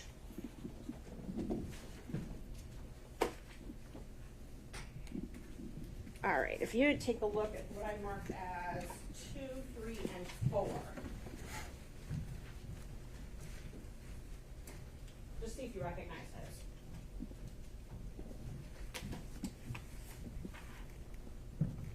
those. I do. And are those, that's your divorce complaint, and then your 2021 interrogatory and your 2023 interrogatory, correct? Yes, ma'am. Okay, are they a fair and accurate representation of what is filed in that case? Yes, ma'am. I'd move to admit those into evidence. And this is 2, 3, and 4? It's 2, 3, and 4, yes. All right. Any objection from the state? The divorce, it's on the district. No objection to 3 and 4, and subject to Ms. Merchant's representation that 2 is a filing of divorce. I just don't, for the divorce complaint, I don't have that in front of me, but subject to that representation, no objection. All right. And by show of hands, any objection from other defense counsel? Seeing none, defendants 2, 3, and 4. This should be Romans. Well, we'll just call them 2, 3, and 4 admitted without objection. So that interrogatory that you filed in 2023, that's the one where you said no, that you didn't have any documents relating to the purchase of gifts, that you had a romantic relationship with someone, right? Which interrogatory are we talking Number about? 4, 2023. Which number in the interrogatory? Number 4. So, which number interrogatory are you referring to? It's Defendant's Exhibit number 4. I have Defendant's Exhibit 4 here. Uh-huh. Which number interrogatory are we referring to? Oh, which number out of the questions? Yes, ma'am. Hold on. It is number 20, 24, 25, 26. basically, all of those.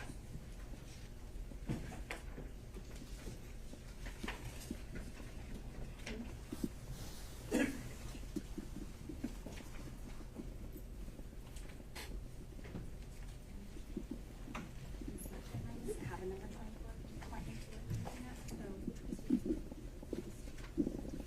Oh, this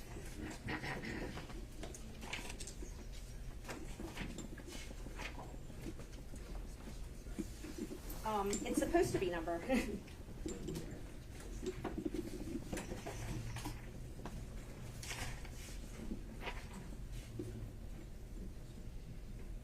I guess they're all numbered 1, so. Number one again, and then the third number 1. Was you without a page number or something? He didn't put page numbers on. He didn't put any on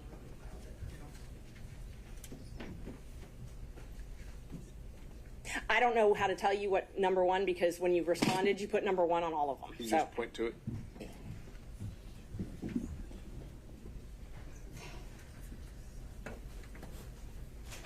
this one. This one, I'm talking about this number 1, where it's tabbed. There's 2 number 1s that are tabbed. Okay. And there's no page number, but it is the second page. All right. They're asking if you have any receipts for restaurants, hotels, bars, things like that. The first number 1, I believe it's the second number 1. the second number 1.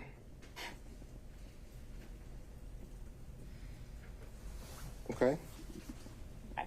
So it asks you if you have any receipts for things like restaurants, bars, hotels, things like that, where you accompanied a member of the other sex romantic partner. Correct? It says identify any and all occasions. Okay. And so it says to identify any and all occasions where you entertained a member of the other sex, okay, who's not related to blood, and including dining, drinking, restaurants, bars, pubs, hotels, all of that. Okay. And what was your answer to that?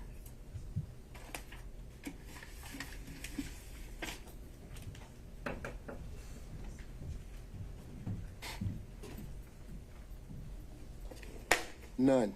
None. Okay. So May 30th, 2023, you prepared this document, I did. submitted it, I did.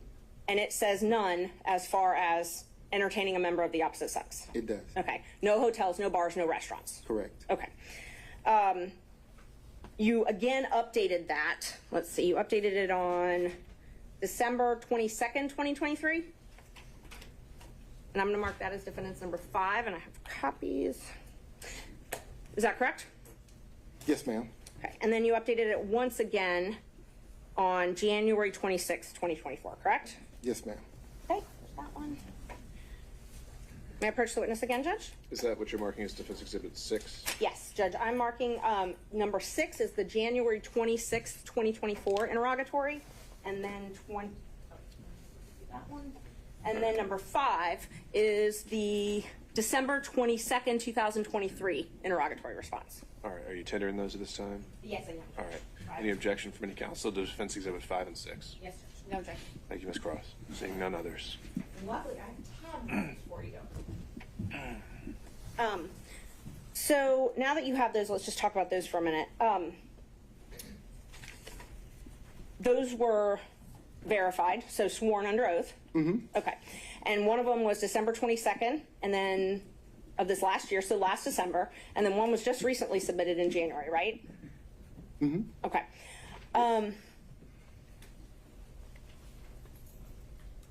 In May 10th, 2023, Judge Thompson heard a motion to compel in your divorce case as well, correct?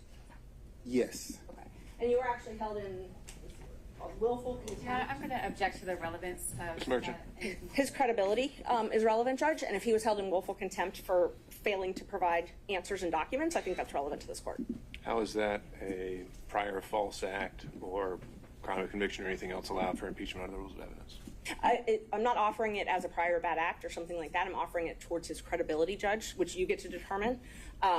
If he's made misrepresentations in these pleadings, you're here to determine whether or not he's telling the truth or not. So if another court has held him in contempt and that's part of the divorce proceeding, I think it's relevant. But just contempt generally can be for many different things. Like a failure to produce is not necessarily a false act, right?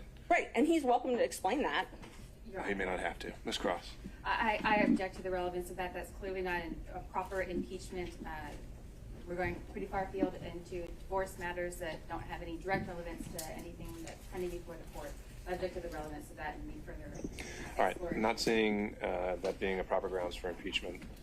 It's sustained. Okay, let's talk about this December 22nd, 2023 verification. I tabbed it for you. Again, they asked you if you had any documentations showing proof of this relationship, proof of any relationship, correct? I'm going to object to the phrasing of that question. I don't believe that's an accurate read of the interrogatory. All right, let's be precise, Ms. Merchant. And you, please read it. I want to make sure I'm accurate. Please read it. Which number? This one actually has a number. I tabbed it for you, so you should be able to open right to the page. It's number 22.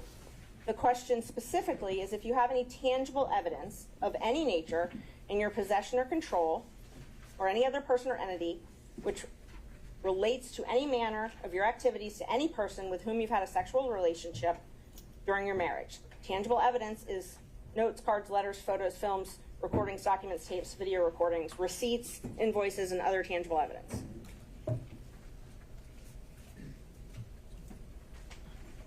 Yes. Okay.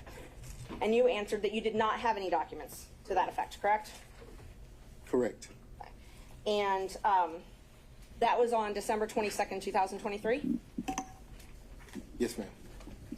You updated those responses again after the motion to disqualify was filed, though, correct? When was the motion filed? January 8th, 2024, when I filed the motion to disqualify you and alleged that you had a romantic relationship with Miss Willis. Yes, ma'am. After that, you updated these responses, correct? Yes, ma'am. And so your new responses, you now changed your answer from that you didn't have any of this to you're asserting the privilege under 24-5-505, correct? Yes, ma'am. Okay. And both of these are under oath? Yes, ma'am. You also updated your response to the question about spending time with someone other than your spouse for dinner, drinks, things at restaurants, bars, hotels, or the other person's home, correct? Yes, ma'am. So in December of 2023, you said no to all that, and then in January, after I filed my motion, you said privilege to all that, Fifth Amendment privilege. Yes, ma'am. Okay. And now, just to be clear, was it? Sorry, I'm going to object the characterization of Fifth Amendment privilege. I think it was a statutory privilege, and that's That's quite different. That's what I was just about to ask him. So that privilege covers infamy or Fifth Amendment privilege, correct? So it was a privacy privilege is what I updated my response to do. Once you filed your motion to intervene in my divorce action, I then figured that you were in talks with my former wife's divorce lawyer. Okay. And because of that, I asserted a privacy privilege because I didn't want the proceedings of my divorce to bleed over into the proceedings in this case, which is the case that obviously you're involved in.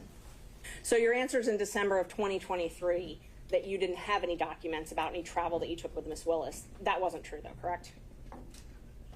They didn't ask me about any documents regarding Miss Willis. A romantic partner.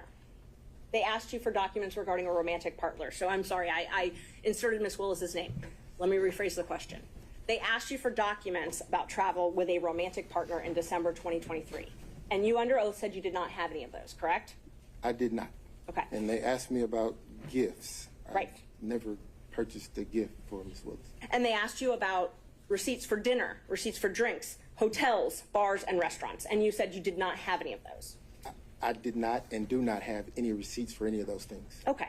And part of the civil discovery, they say that even if you don't have it in your pocket, if it's within your purview, you got to get it and give it to them, correct?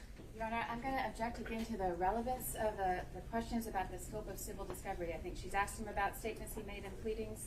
The answers are already in the record. And all right, to the extent you're trying to establish a prior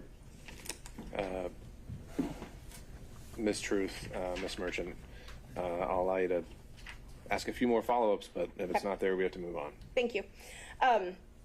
So in 2023, December, you said you didn't have any receipts. I do not have any receipts. I did not have any receipts. But you did travel with Miss Willis in 2023, correct? I did. And you traveled with her in 2022, correct? I did. And you traveled with her in 2021, correct? No. So you only traveled with her in 2022 and 2023? 2022 and 2023 is what I recall. That's what you recall? Yes. Okay. So you just don't remember if you traveled with her in 2021? 2022 and 2023 is what I recall. Is what you recall. My question is, did you travel with her in 2021? Not recalling any travel in 2021. So it's not yes or no, you just don't remember? I'm not recalling any travel in 2021. So you did not travel with her in 2021? Your Honor. Oh, this has been covered. Let's keep going. Thank you. Let's see, you filed an affidavit in this case, correct? I did. Okay, and I marked that already. I gave it to the state as number 1. So that's exhibit number 1. May I approach, Judge? You may. Thank you.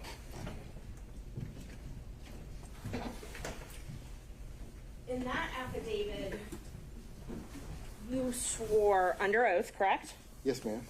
And in that affidavit, you swore that, well, first of all, do you recognize the affidavit? I do. Okay. Did you sign the affidavit under oath? I did. And you gave this affidavit specifically to refute the allegations that I had raised? Yes, ma'am. Nobody forced you to sign this? No, ma'am. You chose to sign it? I did. And you signed it on purpose to admit into court to refute allegations? I did. You signed it specifically to prove that you were not in a relationship with Willis prior to November 2021, correct? Correct. Okay. And you were a lawyer when you signed it? I was. And you're still a lawyer today, correct? I am. When were you barred? 1999. Okay. And you believe that your relationship with Miss Willis is subject to attorney-client privilege, correct? I'm going to object to that, Your Honor. I don't think that's factually correct. I don't think that's a relevant question, and I don't think it's appropriate to question this witness about the scope of his attorney-client privilege. He's got an attorney who can speak for him for that, but questioning the witness, I think, is inappropriate. All right, so a lot to unpack there. The question is simply that does he believe there's a relationship that exists in terms of attorney-client privilege between him and Miss Willis? Is that accurate, Yes, Ms. Judge. Merchant? It was. I asked if he believed his relationship with Miss Willis is subject to attorney-client privilege. Okay, I don't see why a yes or no would be barred. Maybe I'm not understanding the question. If the question is, does Mr. Wade and District Attorney Willis have an attorney-client relationship? It is not. There's no foundation for that. If the question to the witness is, does his relationship with District Attorney Willis impact his attorney-client relationship with his divorce attorneys, that I don't think is an appropriate question for that witness. First, the first I believe is a proper phrasing.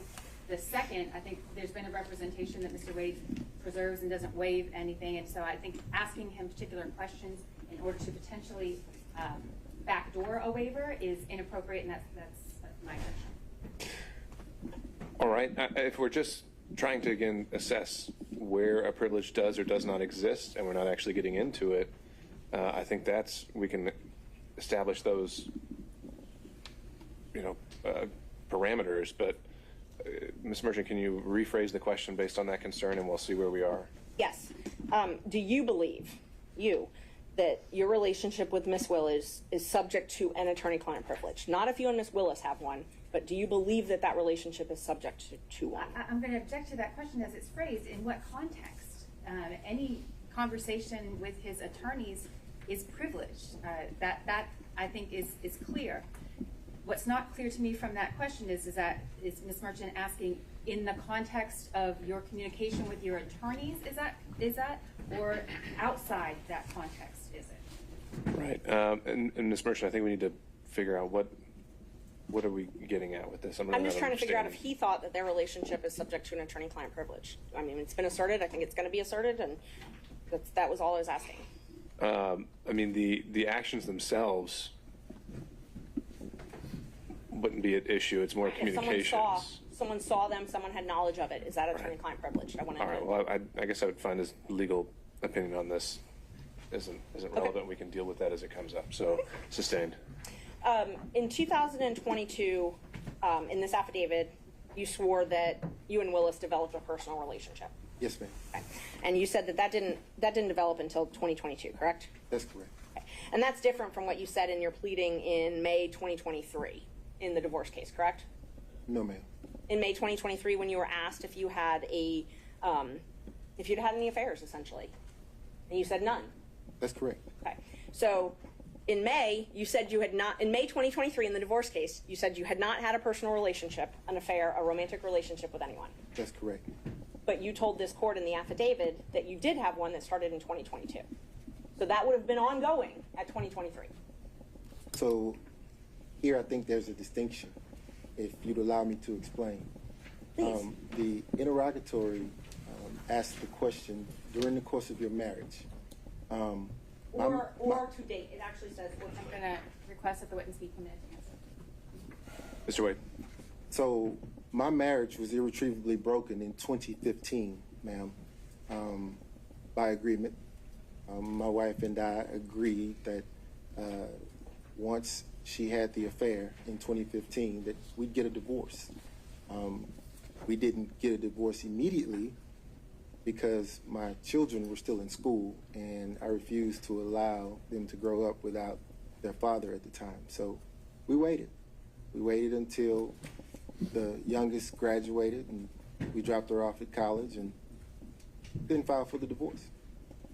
So if you're asking me about the interrogatory as it relates to having the 2022 relationship with District Attorney Willis, I'm going to say because my marriage was irretrievably broken, I was free to have a relationship. So the question, though, was if you had had a relationship. And in 2023, you said you did not. And that is different than what you said in this affidavit, correct? No, ma'am. I said during the course of my marriage. So in But you believed it too. Let him finish, Ms. Merchant. So in 2015, my marriage was irretrievably broken. So I did not have a relationship with anyone during the course of my marriage. And in that interrogatory, they asked you if you had any receipts for travel with someone of the other sex up until the time you were answering it. Is that correct? Yes, ma'am. And you said that you didn't. You've already testified to that earlier. But in this affidavit, you said you swore that you had travel expenses and shared expenses on travel with Ms. Willis. Again, during the course of my marriage, I had no relationship or receipts. I'm not asking about during the course of your marriage. Your Honor, I'm going to ask the witness be allowed to answer the question. Continue. I have no problem with him answering. Okay. As it relates to receipts today, I don't have any receipts, ma'am. So you don't have any travel receipts available to you for any travel that you did with Ms. Willis? I don't have any receipts, no, ma'am. No receipts that, so you used your business credit card for these trips, correct? I use my business credit card for everything. Okay, yes. You used it for your kids' tuition. Yes, ma'am. You used it for personal travel with Ms. Willis. Yes, ma'am. And you have receipts from those business credit cards that you have to file with your taxes, correct? No, ma'am.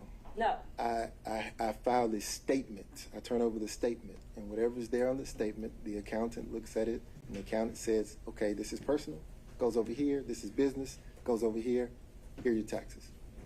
So you have those statements. We'll call them statements instead of receipts. You have those statements, correct? I have the statement, yes, ma'am. Okay.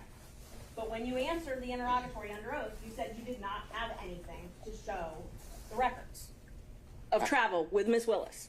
I answered the question. I had no receipts, ma'am. You had no receipts, but you had statements.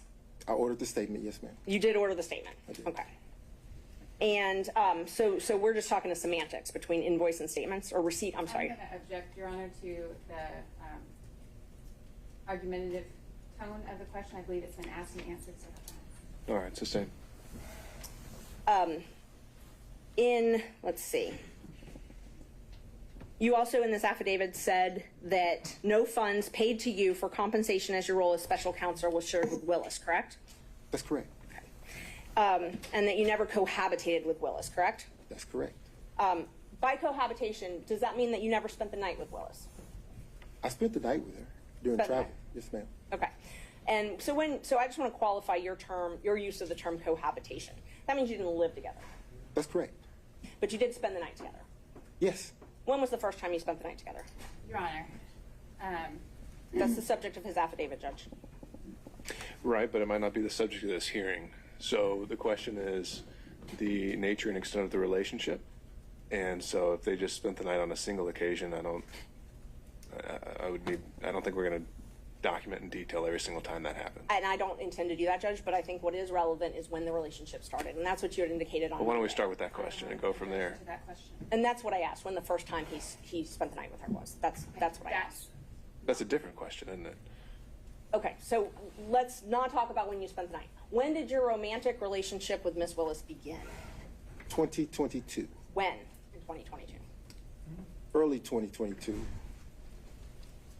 So you were appointed in November of 2021, Yes, ma'am. and your relationship started early. What's early? January? February? Around March. Around March. But you two met at an October 2019 judicial conference, correct? Yes, ma'am. And describe your relationship at that point then. Which point? 2019. So I was at a judicial conference to teach a course, if you will, to newer judges. I did that in 2019. As I was exiting the conference, another judge was standing outside who was a friend of mine. I stopped and exchanged pleasantries with her. And standing, talking to her at the time was then Judge Willis. She introduced us at that time. We shook hands, exchanged business cards, and I got into my vehicle and left the conference. So that meeting was probably 3 minutes. Okay. When was the next time you talked to her? Didn't talk to her again probably maybe a month or a month and a half had gone by. Okay. So you talked to her November maybe? Maybe. On the phone? On the phone. Okay. How regularly did you speak with her in 2021 on the phone? In 2021? I'm sorry, 2019. I'm so sorry. 2019. How frequently did you speak with her on the phone? 2019, after the meeting, I probably talked to her 2 or 3 times. She would have questions. I was the district rep for the particular district that I sat in. Okay. And the judges would, when they would have questions, they sometimes would go to the rep. So she was outside of my district, but she would call me. She felt comfortable calling me to ask me the questions. I don't know if you know the racial makeup of certain benches, but it wasn't very diverse. So she felt comfortable calling me for advice. And she did that. And we had also in common that she was starting a private law practice at the time, and I'd already had mine up and going, and we talked about balancing the demands of the bench with their private practice. So we didn't talk that often, but when she had questions, mostly legal issues that would come up, she would call me. I just want to make sure, because my question was just how many times, and you said 2 to 3 times, right? Okay. And in 2022, how frequently did you speak in 2022? This is before you were appointed. I'm sorry, perhaps Ms. Marches, your timeline, 2022? I'm sorry, 2020. 2020. How frequently did you speak in 2020? 2020, it was more frequent than 19, obviously, but More frequent. Can you tell me approximately a month how often you think you spoke with her on the phone? Your Honor, I'm going to object to the granular detail. I think Mr. Wade can certainly answer however he wants to, but if we're going to go through every time they spoke on the phone as opposed to generally characterizing the relationship, it would be more detailed than is necessary. Judge, I'm not going to go through every time they spoke on the phone. I'm asking for generally how frequently they spoke. I think at that level, that's fine. Thank you. About how frequently did you speak in 2020? Per month? I mean, if it was 2 or 3 times that entire year, you can tell me that. If no, it was more than that, then you can quantify it by month. No. We spoke on the telephone often. I mean, I don't know how many. I couldn't give you a amount of time because you remember COVID happened and the world was shut down. But so we spoke on the phone more than 2019, definitely. Okay, let's qualify it. Before her election in 2020, how frequently did you speak? You mean as she was campaigning? Before the election. Yes, as she was campaigning, before she was elected. It's 2 different animals. As she was campaigning before she was elected. Okay, so during the course of her campaign, we didn't talk as much, obviously, because she was busy. Fulton County is a large jurisdiction to cover. So we didn't talk a whole lot, but she did know that I'd gone through the election process. So when things would come up that she had questions about, she would call me and ask me. So and just to be fair, I'm only Ms. Merchant. Judge, actually, he's not asked and answered. And I mean, I don't mind him explaining, but I just wanted to know how many times. I mean, if we talk about every conversation they talked about, you gotta let him finish his sentence, and then if you need to redirect him or have me direct him, I can. Mr. Wade, you can continue. Yes, sir. So sometimes it would be like a 3-second call. She would go, during your election, have you ever seen this? And I would say, no, but here's what I would do. And we'd hang up. She had a lot of professionals working for her, but she trusted my judgment, so she called me. It'd be a brief conversation, but she called. So my question was, how frequently did you speak with her prior to her election? Frequently? Infrequently? More than 2019, but it wasn't a everyday thing, no. In 2021, before you were appointed in November, so January to November 2021, the only time I'm talking about, how frequently did you speak with Ms. Willis on the phone? In 2021, then it became frequent. Frequent? Yes. Okay. But you did not work at the DA's office at that point, correct? I did not.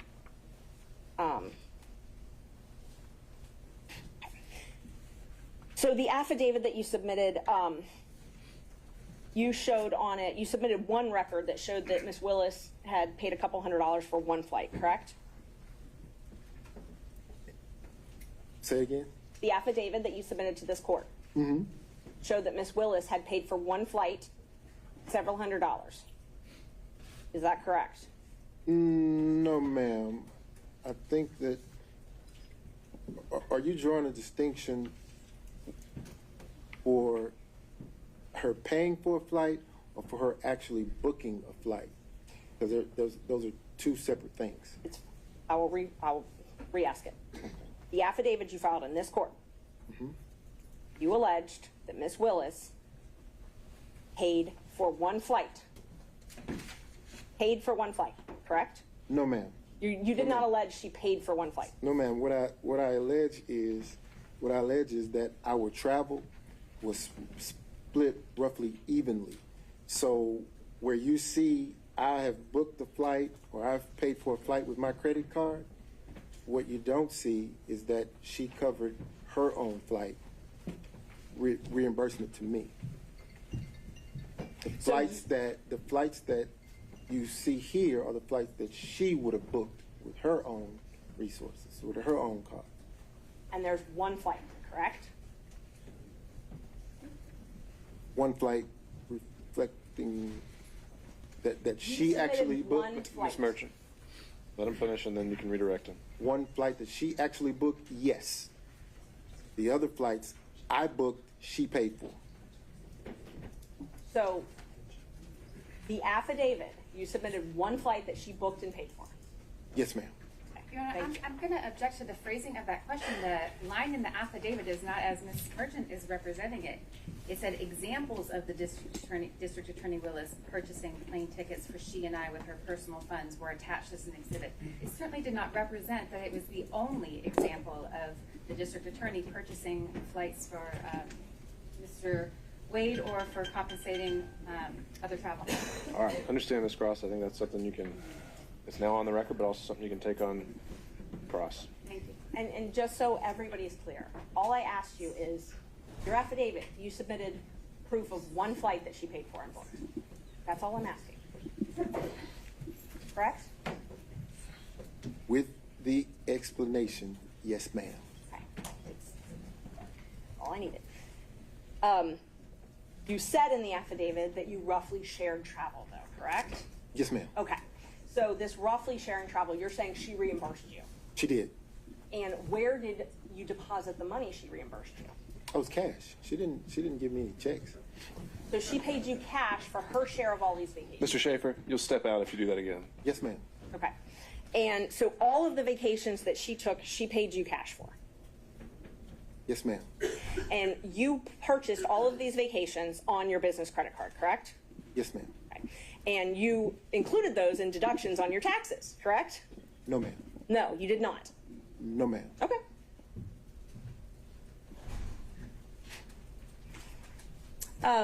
We'll get to that in just a minute then. Let's see. So the only thing that you have actual documentary proof, not cash, is this one receipt that you attached to the affidavit. Is that correct? Your Honor, I object to that question. That is a mischaracterization of the assertion that is in the affidavit. I'm asking. So then he can deny it. I think he can fend for himself. Ms. Merchant. Is this the only written proof that you have of a trip she paid for? That I have? Yes. Yes, ma'am. Okay. So you submitted the one piece of written evidence that you have that she paid for something. Everything else is in cash. Is that accurate? No. That's not accurate. Okay. Please tell me, what other receipts do you have then that show that she paid for things? I don't have them. Okay. Okay. So this is the only receipt that you have to show that she paid for travel. That I have. Yes, ma'am. Thank you. Okay. In your divorce case, you filed a domestic relations financial affidavit, correct? Yes, ma'am. Okay. The first one you filed was in January 2022, right? Thereabout. Yes, ma'am. And those are under oath? Yes. Okay. And you also filed corporate taxes in 2022, correct? Did. Okay. And tell me about your business. Do you have a partnership or are you a solo practitioner? As it stands today? Yes. So today, I have a separate PC. My law partner has his own separate PC. Okay. So, but we're under the same umbrella, under the same roof. So we share expenses, we share income, and we split it. So are you a partnership? We are a partnership in the sense of we share expenses, we share income. Are you registered with the state of Georgia as a partnership? So the WBC firm that included myself, Terrence Bradley, and Christopher Campbell, we were registered with the Secretary of State as a partnership. Right. For a short period of time. That was dissolved, though, right, in 2023? I'm going to object to the witness answer his question. Mr. Wade, do you have something else to add there? I did. When things happened and we excused Mr. Bradley from that partnership, it left Christopher Campbell and myself. So now you have two separate PCs under the same umbrella, sharing expenses and income. Okay. So let me just narrow down my questions then. Are you registered? And have you been registered at any time in the state of Georgia as Wade and Campbell? Wade, no ma'am. Okay. You've never been registered as a partnership? As Wade and Campbell, no ma'am. Wade and Campbell, yes, thank you. But as Wade Bradley Campbell, yes ma'am. Wade Bradley Campbell was registered on April 1st, 2021, and administratively dissolved on September 8th, 2023, correct? Yes, ma'am. Okay. Other than that partnership, you have always been registered as law office of Nathan Wade, Yes, ma'am. not with Chris Campbell. Correct. Thank you.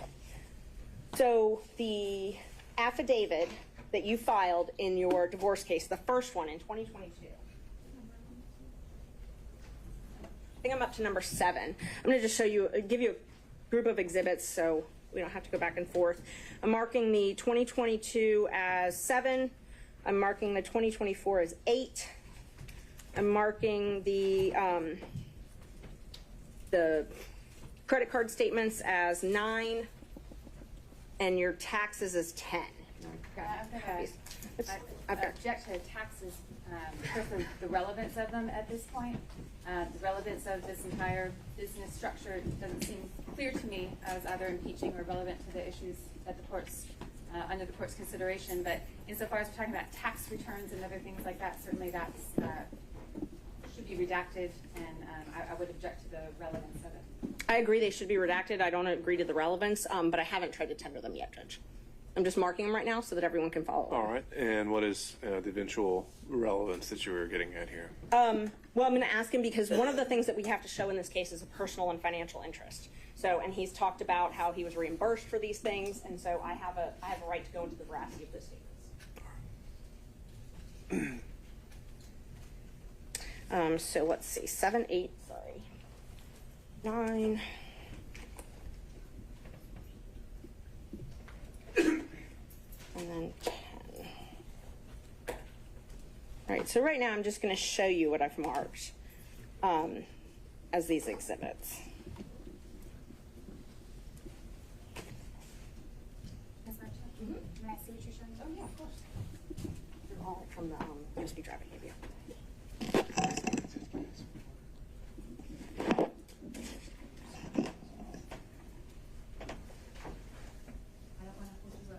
Copy?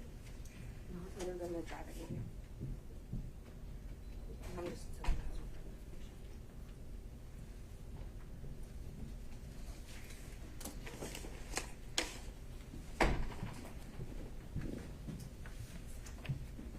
May I approach, Judge? You may. I'm just showing you what I marked as 7, 8, 9, and 10. All right. Just so you have them for your records as I ask you some questions. All right. So,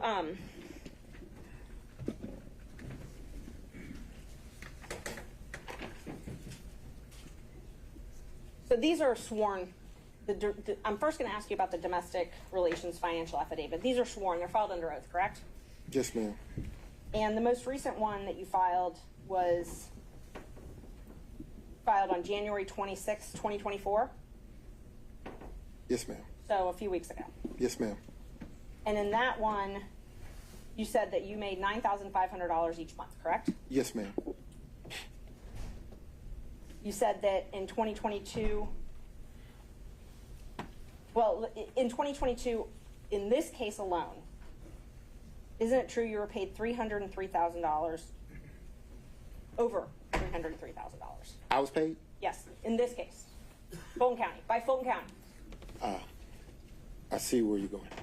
So, And Judge, I just asked him to answer the question. If he wants to explain it, I've got no problem with that. Mr. Wade, just listen to the question asked and just answer the question asked. In 2022, isn't it true you were paid over $300,000? no, ma'am, that is not true. You were not paid over $300,000 by Fulton County. No, ma'am, I was not. Okay. How much were you paid in 2022 then? So, what I was beginning to explain was Fulton County wrote a check to my firm. Okay. What happens at that point is the checks are then deposited, as you have the bank statements, you see that, and then they are dispersed between the three of us. So there was Mr. Bradley, there was Mr. Wade, and there was Christopher Campbell. A third. So when you ask me if I was paid $300,000, the answer is no. I got a third of that went to my personal firm. Now, once the money was distributed to my personal firm, obviously the expenses come out of that, and I get, at the end of the day, whatever the profit is. So I did not get $300,000. No, ma'am. And let me just clarify. My question was not, did you put in your pocket $300,000? My question was the law firm of Nathan Wade paid over $300,000 in the year 2022? Again, a third of that came to the law firm of Nathan Wade. So you're saying that the law firm of Nathan Wade did not receive checks from Fulton County government over $300,000 in the year 2022? That's a different question. A third of the $300,000 came to Nathan Wade. Okay. Again, I'm not asking what went in your pocket. I'm asking, was the law firm of Nathan Wade paid over $300,000 in 2022? I'm asking answers several times. I know, but I think we're dancing around the point there. So, final time, Ms. Merchant. That's fine. I can move on, Judge. Thank you. So you said that they were dispersed amongst all of you, or put into an account with all of you. So it's your testimony that for 2022, every check you received from Fulton County government went into an operating account with you, Bradley, and Campbell. No. That's not what I testified to. So the Wade, Bradley, and Campbell firm established an account when we decided to purchase a building in 2022. At that point, every piece of income that came into the entity went into that account. Okay. And then after expenses were paid, it was split a third, right? Once that was dissolved, then the funds would go into a different account, my account, one of my accounts. And then I would disperse the funds between now Attorney Campbell and myself, one half and one half. Okay. Make sense? It does. Let me be more direct then. So the Synovus operating account that you had for Wade, Bradley, and Campbell. Yes, ma'am. The checks from Fulton County from January of 2022 until June 17th, 2022, those checks were deposited in that operating account. Yes, ma'am. Starting on July 15th, 2022, the checks you received from Fulton County up until May 26th, 2022, all went into an escrow account that you had at Fifth Third Bank, correct? No, not all of them. Not all of them? Some of them, yes. So it's your testimony that some of your checks from July 15th, 2022 up until May 26th, 2023, some of them went into an account outside of Fifth Third Bank? Your Honor, I'm going to object to the relevance of the financial transactions. How much money you made is highly relevant in this case. It's the personal financial business and where the money was, and I mean, it's just a follow-up on other things that he's testified to. And why is how much money he made relevant? Because he represented it's very relevant. He filed an affidavit with the court saying, with another court, he told another judge that he made $9,500 a month. That's what he swore to. And all right, so this entire inquiry is just to establish that prior and consistent statement. yes. All right. I'll give you a minute or two more to try that, but we're going to have to move on. Thank you. So I know you're saying that you only got a third of the $300,000, but you were paid over, the firm was paid over $300,000 in 2022, correct? So, Ms. Merchant, it's not what I'm saying. They're numbers. They're there. It's the truth. The funds were paid. They were divvied between the three of us, going into an operating account, expenses paid out of it. Okay. At the end of that, the 9,000 figure is what you have. So that's where you got the 9,000 figure from. Yes, ma'am. Okay. And let's see,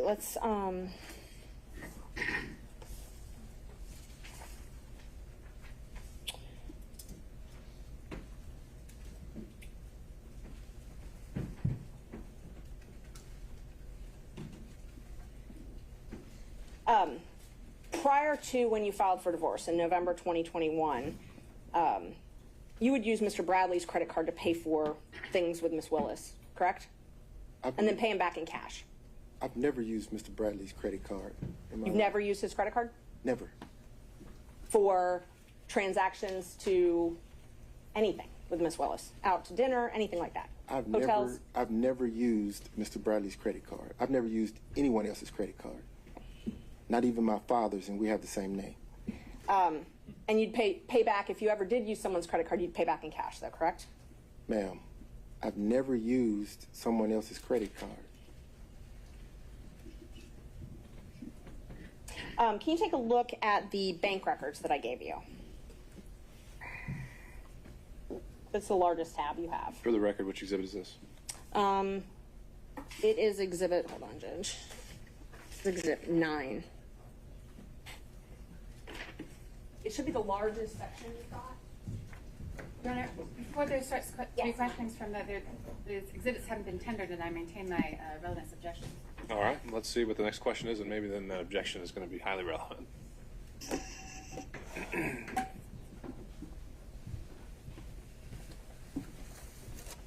Okay. Is that an accurate copy of your Capital One statements that you provided in discovery to, is that an accurate reflection of your Capital One records? That I provided in discovery to whom? To your divorce lawyers, or that you provided in the divorce proceeding? Is the question, does he recognize it by sight? I'm asking if it's his statements, his bank I statement. think that is the question. Well, I mean, it's a thick document, but I believe you if you say that this is what my wife's divorce lawyer gave you. I believe it. Your name's on every page of that document, correct? On every page? Pretty much every page, if not every page. No, it's not on every page, no ma'am. They're all Capital One bank records They showing. are. Okay? Just take your time, look through it. Tell me if there's anything that you think is not yours. No, they appear to be. Okay. And those bank records show that you paid for travel with Miss Willis. Yes, ma'am. Your Honor, I'm going to object the relevance of these documents and the. Well, I think, are you tendering Exhibit 9? I'm going to, Judge, and they're highly relevant to the whole Well, he's reason. asked him a question about the contents of them, and they haven't been admitted yet, so why don't we start there? Thanks. Those show travel that you and Miss Willis took. Well, so you're asking about the contents of something that hasn't been admitted yet, right? Well, I'm asking him if that's what it shows because I know that they're going to object on relevance. Well, first we got to say if it's you've authenticated it, perhaps, and before we get into other details of what's in it, I think I can it needs tender to be them. That's admitted. fine. I move to admit them. All right, Object on relevance. on relevance. All right, and on that, overruled. Ms. Merchant. Thank you. Those records demonstrate that you paid for travel with yourself and Miss Willis, correct? They should. Okay. And let's just talk about that travel. Okay. The first trip is Belize in March 2023. Is that a trip that you took with Miss Willis? Are you asking? Did you take a trip with Miss Willis in 2023 to Belize? I did. Did you take a trip to California with Miss Willis in 2023? I did. Did you pay for those trips on that credit card? I used the credit card to book the travel, but understand. She paid you back cash. Well, let me say this. Let's take the Belize trip, for example, since you started there. That was a birthday gift to me, so I paid nothing for that trip. Zero. Okay. So the charges that are on your card, she gave you cash for? She did. Okay. So all of the charges. Excuse me, Your Honor, I believe the witness had finished answering the question. Oh, did you have more? I did. Okay.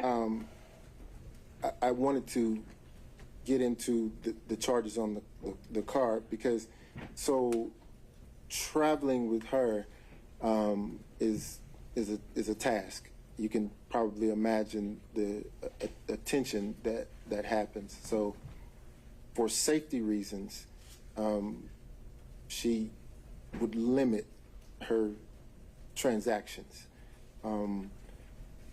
I mean, imagine trying to walk through an airport or sit at a restaurant or do anything. So there was no attempt to conceal. It's a credit card. Everything is here. So. And that's not what I asked. Okay. What I asked was the charges for Belize in March 2023 on that credit card. Those are things you purchased to go with Miss Willis to Belize. Those are things that we booked with my card that she Yes. paid. Yes, Yes. So those show up on your credit card. they do. And you're saying that she paid you cash to reimburse you for all of that. She did.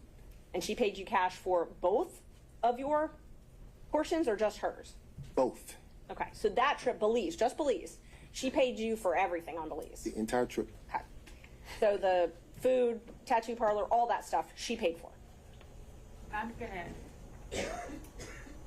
sorry, maybe didn't hear the question? There was no tattoo parlor in Belize. The charges, there's a tattoo parlor on the charges. I'm not getting into what it was for. I'm just asking if everything that's on that card related to Belize, she paid you back for. She paid for, yes, ma'am. Okay. Let's talk about California. In May 2023, you all went to California together, Yes, and you booked plane tickets, yes, and her name was on those plane tickets. they were. And so I know you said that you were worried about security and things like that, but that was in her name. When she traveled, she had to use her name. Oh, so the plane tickets, yes, ma'am. Okay. And you paid for those plane tickets, and you paid for a hotel. So, again, the card, yes. You used your credit card, and I'm not asking about after what happened. I'm asking, did you use your credit card to book your flight and hotel to California? I did. And there's a lot of Ubers on there as well for California. Did you pay for those Ubers as well? Yes. Did We Miss were Wi- in Napa. And you're saying that Miss Willis, are you saying that Miss Willis paid you back for that? Yes. Did she pay for the entire trip, or did she pay for her half of the trip? The Napa trip, she paid for the excursions. So the expenses sort of balanced out. I mean, there was never, let me be clear, there was never a time when I would say, hey, I bought dinner. Dinner cost $25. You need to give me $25. If you've ever spent any time with Miss Willis, you understand that she's a very independent, proud woman. I'd object. We're not. So she's going to overruled, Mr. Wade. So she's going to insist that she carries her own weight, and it actually was a point of contention between the two of us. She is going to pay her own way. So let me re-ask the question to make sure that you answer it. A California trip that you paid for, saying that she did not pay you back for cash. Instead, she paid for excursions, and you believe that was roughly half. No, she gave me some cash, yes. She But gave you what I'm some. saying is everything that we did when we got into Napa, she paid for. The trip that she booked on her credit card in Miami, did you pay her cash back for your half of that? No. So you never paid No. her back for the ticket she bought for you? No. I would say I did pay her back because there were times when I would pay for dinner. Okay. She would pay for dinner. It would balance out. But in a relationship, ma'am, you don't, particularly men, we don't go asking back for anything. So you're not keeping a ledger of things that you pay for versus the thing that she's paid for, which is why I said that it was a point of contention because she was very emphatic and adamant about this independent, strong woman thing. So she demanded that she pay her own way. But she's the district attorney of Fulton County, and she has to file financial disclosures disclosing any gifts with anybody that she does business with in Fulton County, correct? I don't know. Okay. Let's talk about Tennessee. You booked a cabin in August 2023 and paid for a cabin in Tennessee. That's when you paid for it. I don't know when the trip was. Can you tell us about that?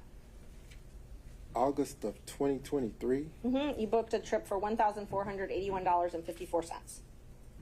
Are you asking me, did I take that trip with Miss Willis, or are you asking me? First, I was just asking you to acknowledge that that is correct from the records, that you paid for a cabin in Tennessee. Do you recall, and hopefully you can do it from your memory, do you recall paying for a cabin 6 months ago, $1,400.81 in Tennessee?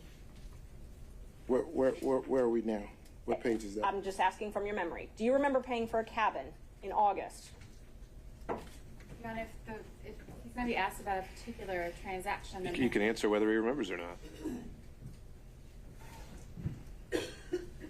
I don't. Mr. Wade, I'm not asking you to go through 1,000 pages of records. I'm asking if you remember paying for a cabin 6 months ago in Tennessee. No, You remember booking a cabin. I booked lots of cabins. Did you go to a cabin with Miss Willis ever? Ever? Ever.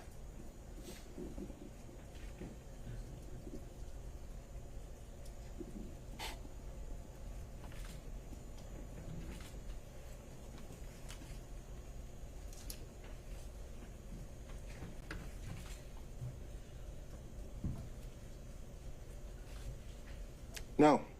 You've never gone to a cabin with Miss Willis? No. Have you ever gone to Tennessee with Miss Willis? Yes. Okay. When was that?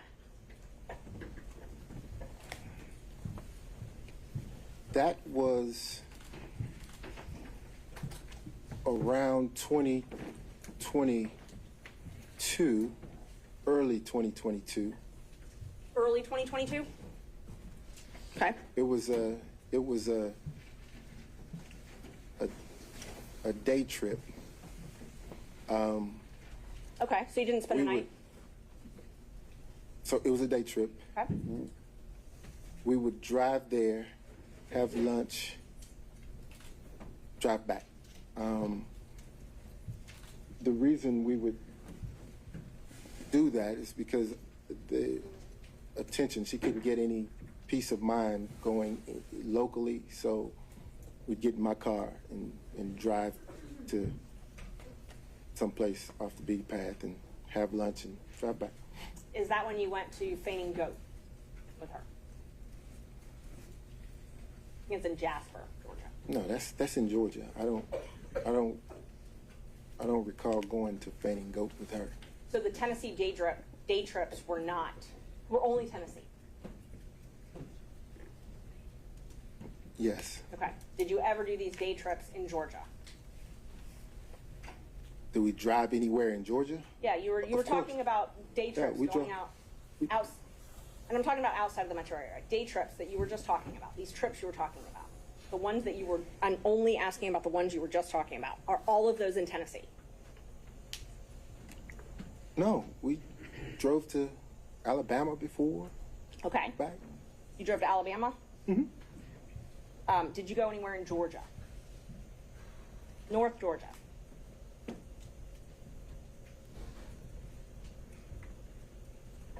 No, I'm going to object. If he wants to direct his attention in some way to a time frame or a location, then I think it might be easier for the witness to accurately answer. Ms. Merchant, I think if you don't have the specific details yourself, we need to start getting into specifics or more maybe broadly phrased questions.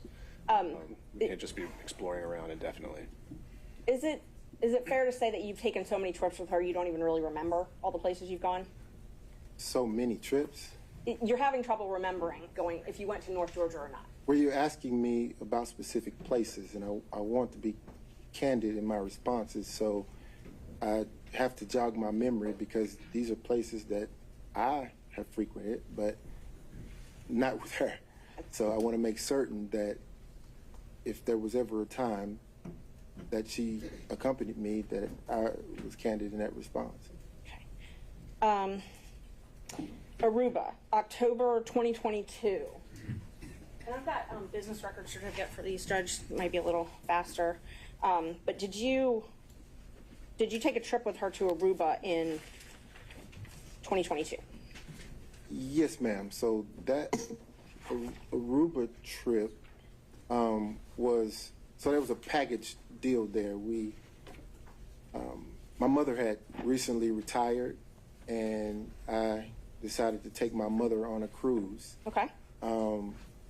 And the second leg after the cruise concluded, D.A. Willis and I went to Aruba. So that was all one trip, if you will. Okay. So my question was, did you go with D.A. Willis to Aruba in 2022? I did. Thank you. And you paid for that trip using your business credit card, correct? I did. Okay. And you paid for a cruise as well, correct? That's the cruise I was referencing with D.A. Willis, my mother, and myself. Okay, and because there's two cruises, so let's just talk about the first one. Okay. So the first one was, that's the one with your mother. Yes. And so you introduced D.A. Willis to your mother that trip. You all took a cruise together, the three of you. Yes. After the cruise was done, you and D.A. Willis flew to Aruba together, and your mom flew home. Yes. And you paid for all of this with your credit card, on your business credit card. I did. And are you saying that Ms. Willis paid you cash back for that? She did. And But let me make this distinction though, because the number that you're looking at reflects the 3 people on the cruise ship. There were things that my mother and I did, just the 2 of us, that D.A. Willis didn't do. And I'm not attributing that. I did not. My math is not good, but I did not include anything with your mother on those. You wouldn't be able to see it because it's not separated out. It just shows a charge on the account when actually it would have been something with my mother and I. Judge, may I approach with exhibits 10 and 11? They're both certified business records one's from Vacation Express, one's from H2. I thought 10 was taxes. I'm sorry, 11 and 12.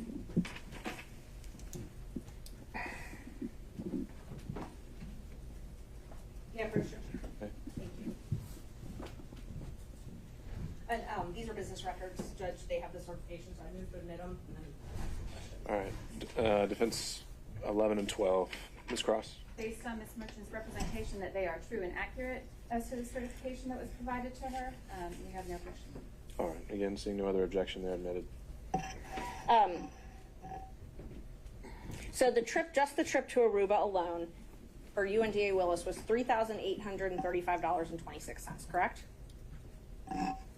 Just Aruba. I'm looking for the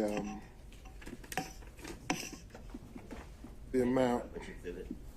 Question about 11 or 12? This one is 11.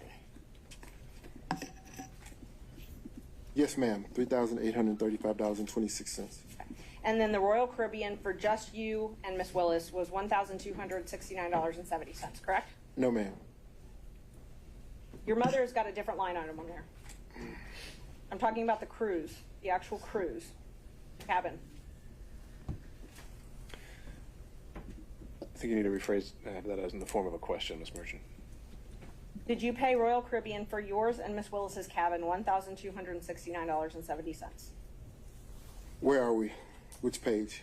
We're on the receipts. There's just a few pages of receipts on exhibit number 11. Okay. I'm in 11.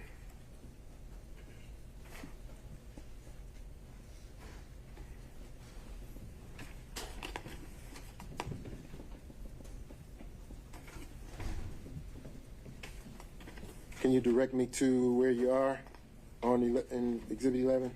The receipt for Royal Caribbean.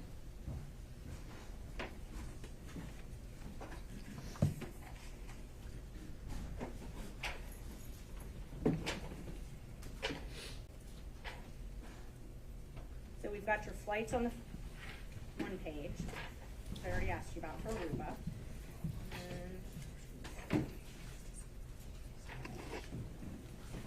And just for the record, I blacked out their dates of both. And then Royal Caribbean may be on. Oh, it's small. It's hard to read. It's very hard to read. So let me ask it this way then. Do you recall paying around $1,269.70 for a Royal Caribbean cruise for you and Miss Willis? You don't remember that?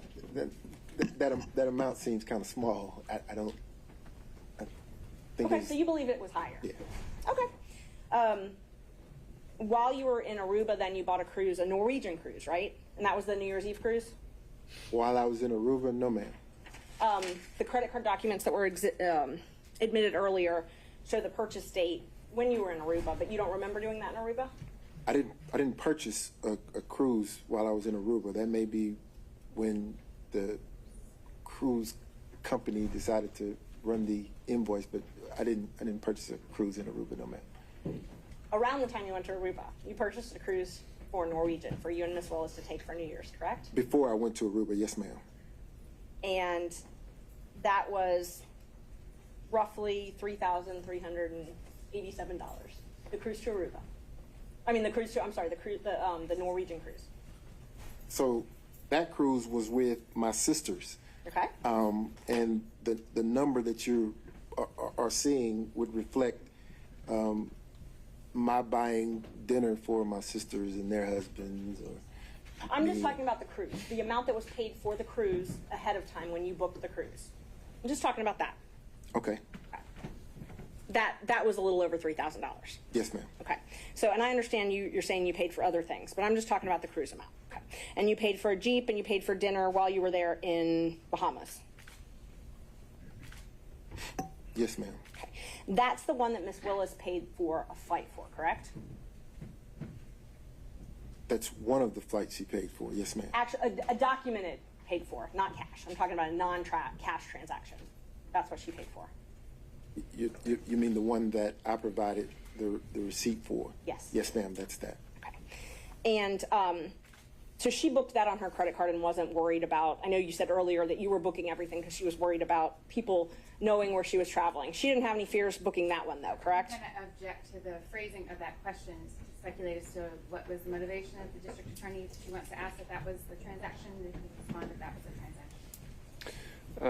Ms. Merchant, I think you can rephrase the question, but I'll sustain it on the current phrasing. So she purchased that under her own name, correct? She did. Okay. Let's see. So I know we talked a little bit about the seminar where you all met. Isn't it true that you would go to Miss Willis's house in South Fulton County occasionally?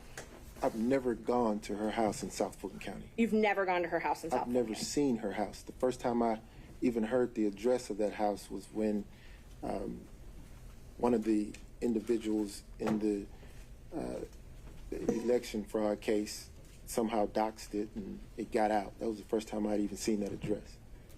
But you would go to the East Point condo, correct? What East Point condo? East Point, Hapeville, something like that. I've never been to East Point with Miss Willis. You've never gone to a condo in either the East Point or Hapeville area with Miss Willis. Wait, that's different. I have gone to a condo in Hapeville. Okay. So Hapeville. Yes, ma'am. So you have gone to a condo with Miss Willis in Hapeville. I have. Have you spent the night there? Never. Never spent the night there. Never. Is that the condo that was rented by Robin Yurdy?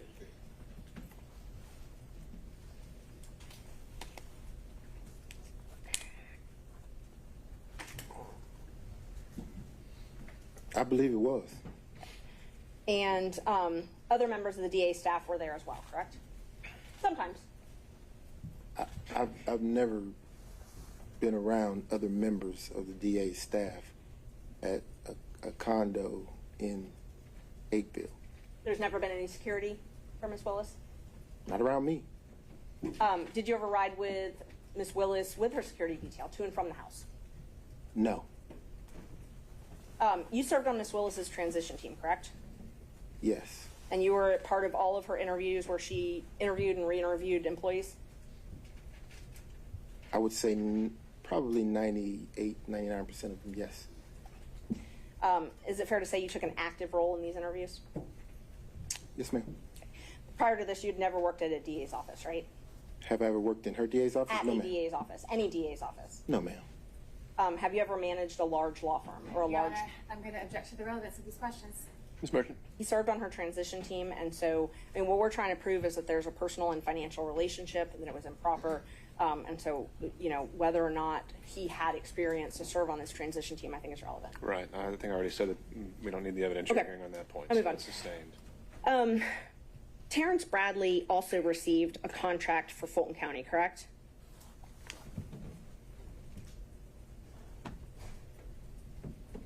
Correct? You're asking me about Terrence? I asked if Terrence Bradley also received a contract for Fulton County. I believe that he did. And you were partners with him at that time, correct? I was. So under what you testified to earlier, you would get a third of that contract as well, correct? I would have. And Chris Campbell also had a contract with Fulton County. I believe he did. And so under what you've testified to, you would also get a third of that, correct? I would. They both had contracts for what are called first appearance, which is where they would appear on behalf of the district attorney to do first appearance hearings, correct?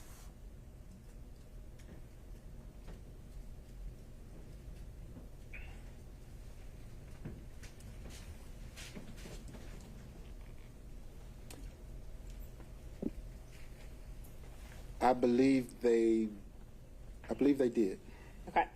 And they also had what's called a taint contract. They both entered into them January 25th, 2021, correct? Filter, yes, ma'am. Taint or filter. Yes, ma'am.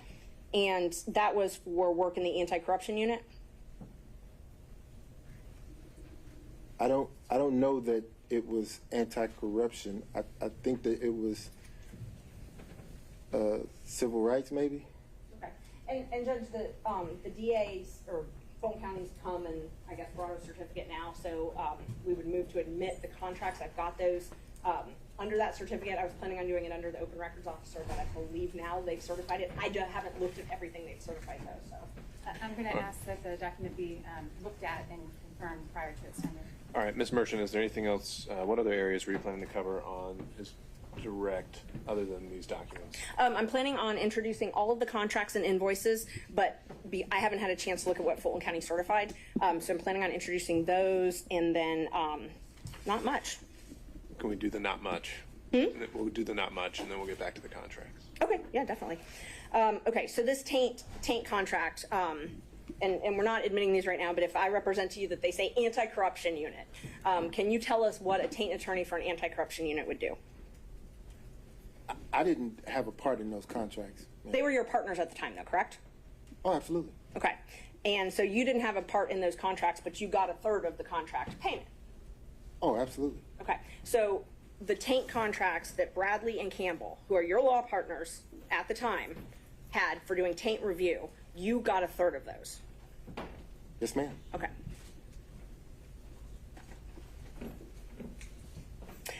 You signed a confidentiality agreement with the DA's office as well, correct? I did. And I think I'm up to Judge 13. Marking that as number 13. May I approach, Judge? You bet. Showing you a copy of what I marked as number 13. If you could take a look at that and tell me if that is the confidentiality agreement that you signed with the district attorney. It is. Okay. And this basically says you can't talk about anything that happens inside the DA's office, right?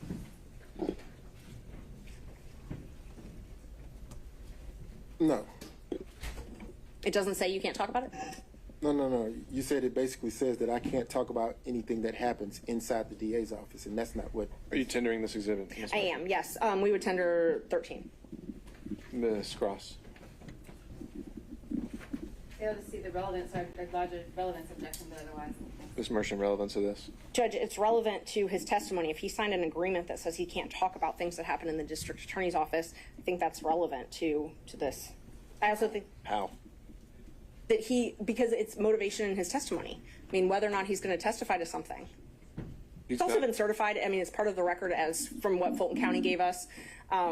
Sure, but he hasn't said that that's preventing him from testifying in any way today, is it? Well, and then I can ask him about that. Okay. Yeah. Mr. Wade, is this confidential agreement affecting your testimony today? No, sir. Okay. All right. That's fine. Let's see. The contracts judge and the invoices that I wanted to admit all of his invoices and contracts with Fulton County. I have them certified. I guess I have them certified through Fulton County, so I wasn't sure if I needed to do that. I just wanted to know if the state had an objection to those before. Well, they haven't had, I don't think they've had a chance to look at them. So that's the sole remaining exhibit in line of questioning here? Yes.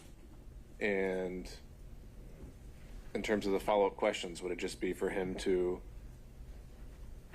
say what's reflected in these documents themselves? If they have an objection to the certificates that Fulton County has given, I would admit them through him because he could recognize them. But assuming they're admitted, would there actually be anything substantive he would add other than the documents themselves? No. All right. Okay. So subject to that qualification, do you have any other questions of this witness? May I just have a moment? Sure. Thank you.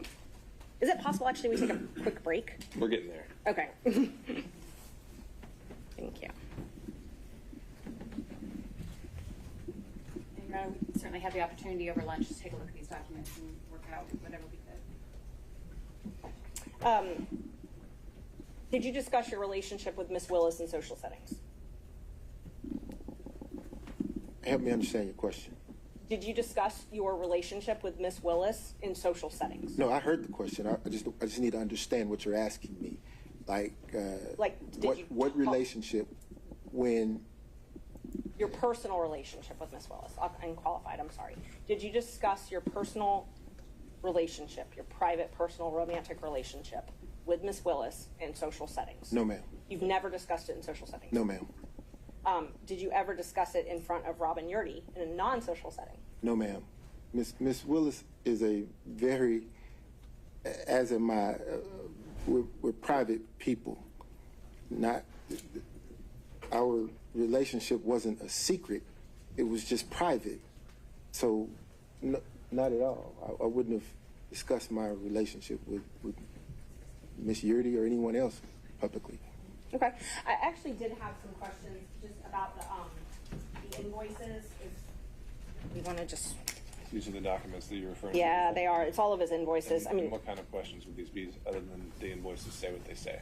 It just that, yes, that they say what they say. All right. Just talk about them. That's fine. No. All right. Thank you.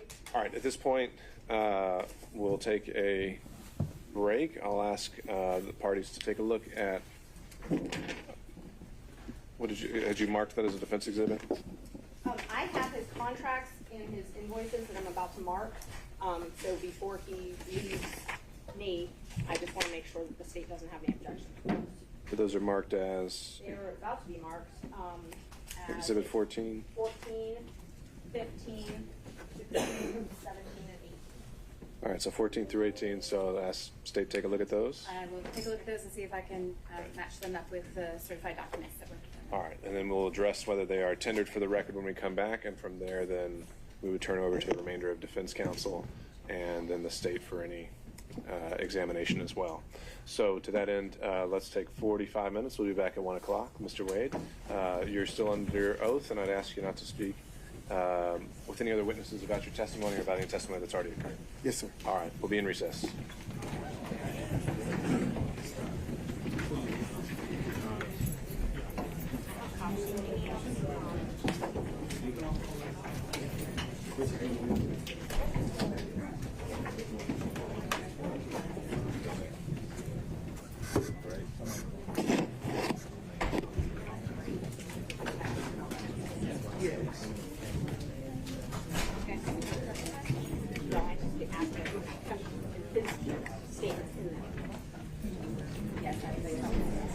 Well, they're in my phone. Decent screenshot.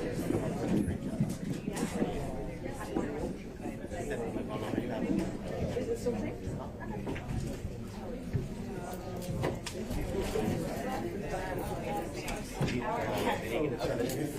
I don't know. It was there. I mean, when I asked him about it, and I might refresh his memory, I never seen it. I have my phone. I'm not a person.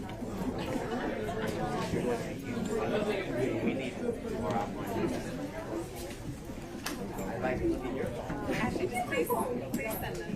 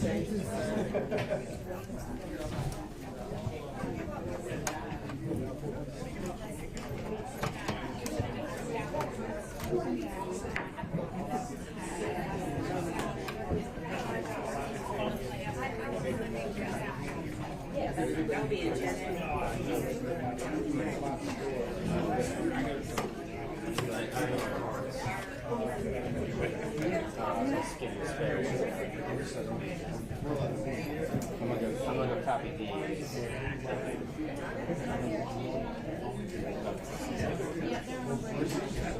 Alright, I'm gonna go down and copy this.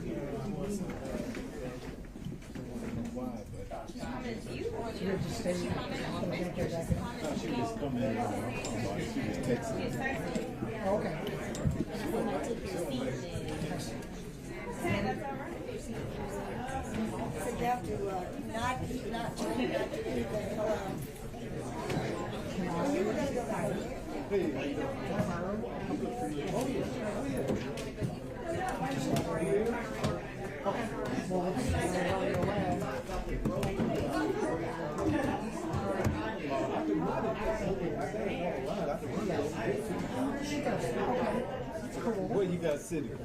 We should be able to make it without that. But Okay, good enough. All right. if we just do this, it should go straight. I hope, but I'll let you know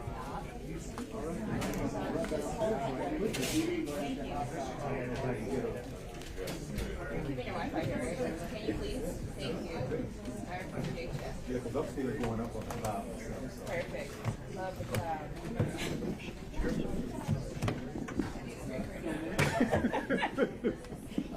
A nice, what they call it, Marley. I don't see, I was great mine. So they say something soothing.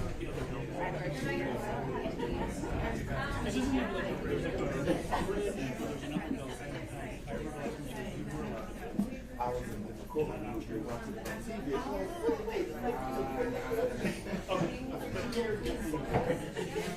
Nothing out there at all. No, he told me that. My neighbor.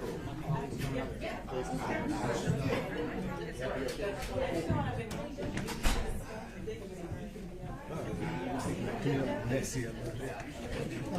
All right.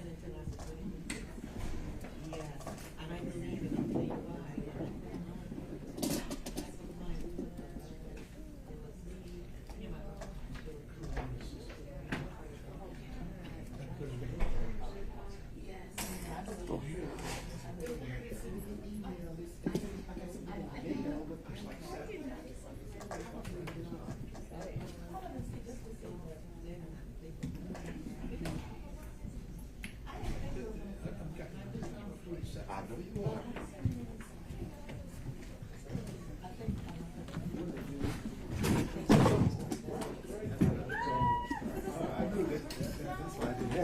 why I'm gonna go down and get that. No problem. We'll make it work.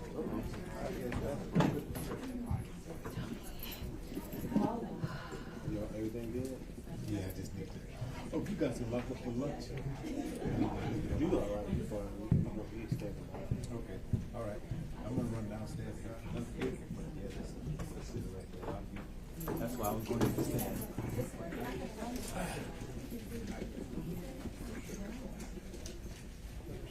Stand. What else? Something else I was going down here with.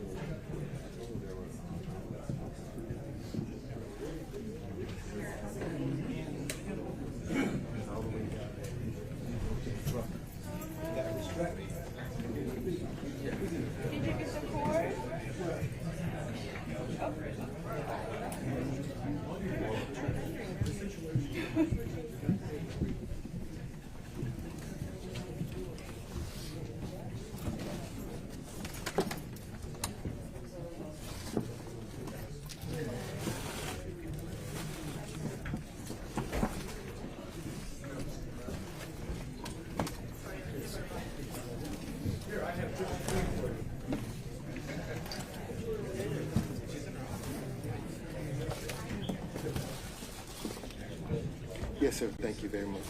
I appreciate the work.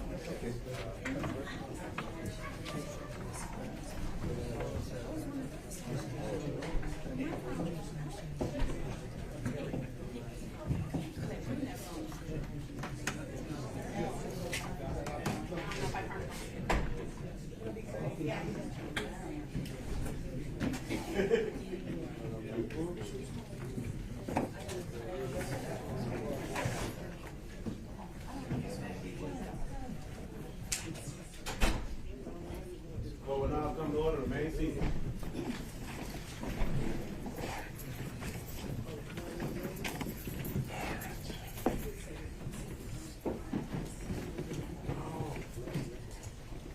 We're ready to proceed, Your Honor. We don't need to stay.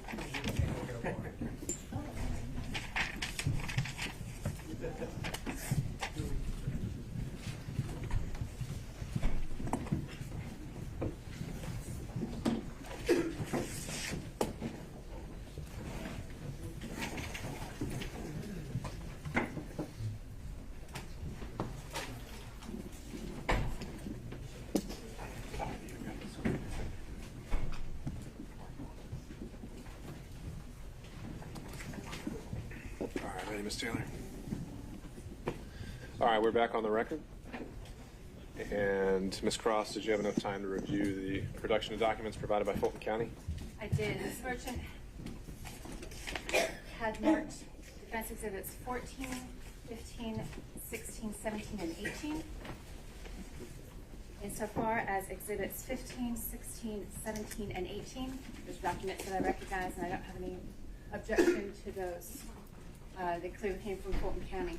However, defense exhibit number 14 contains several items that did not come apparently from Fulton County, and I'm standing next to Ms. Merchant to show them that they're not in that group of. I don't know, the county attorney, I have no idea what it is, but I got them from the county.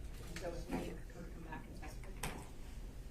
I can't agree that the documents that are not in the certified bundle are properly admitted as part of the exhibit. Okay, Ms. Merchant, would you like to repackage and present to Ms. Cross defense exhibit 14? They're exactly what I got from the county attorney. Apparently, they didn't want to testify, so they gave us a certification but didn't put these in, so they're going to have to testify. I got them from them. The documents that, the difference between the two document productions, what is the difference? They didn't Bank even get credits, these. bank records, credit card statements, things like that that wouldn't ordinarily be part and course of the Fulton County records. But I got them from the Open Records portal, so that's where I printed them. No, I understand. But the difference in production, Ms. Merchant, you've taken a look at them, and they're actually material to your case? Yes. In what way? They're all of his invoices, Judge, and then he has this is what I got from them. It's all of his invoices, and one of the invoices, a reimbursement that he printed some things for the reimbursement. I mean, I don't really care if they take the reimbursement out because they actually are already admitted in the other exhibit I did. I don't have any problem with the invoices. The invoices are clearly the records and contained in the certification. So if we remove the items that are in dispute, then I don't have an objection to that. They're already in exhibit. So you're removing them? Yeah, that's fine. You want to take them out? All right, so again, let's have opposing counsel look at a revised exhibit 14, and then I'll hear whether there's any objection.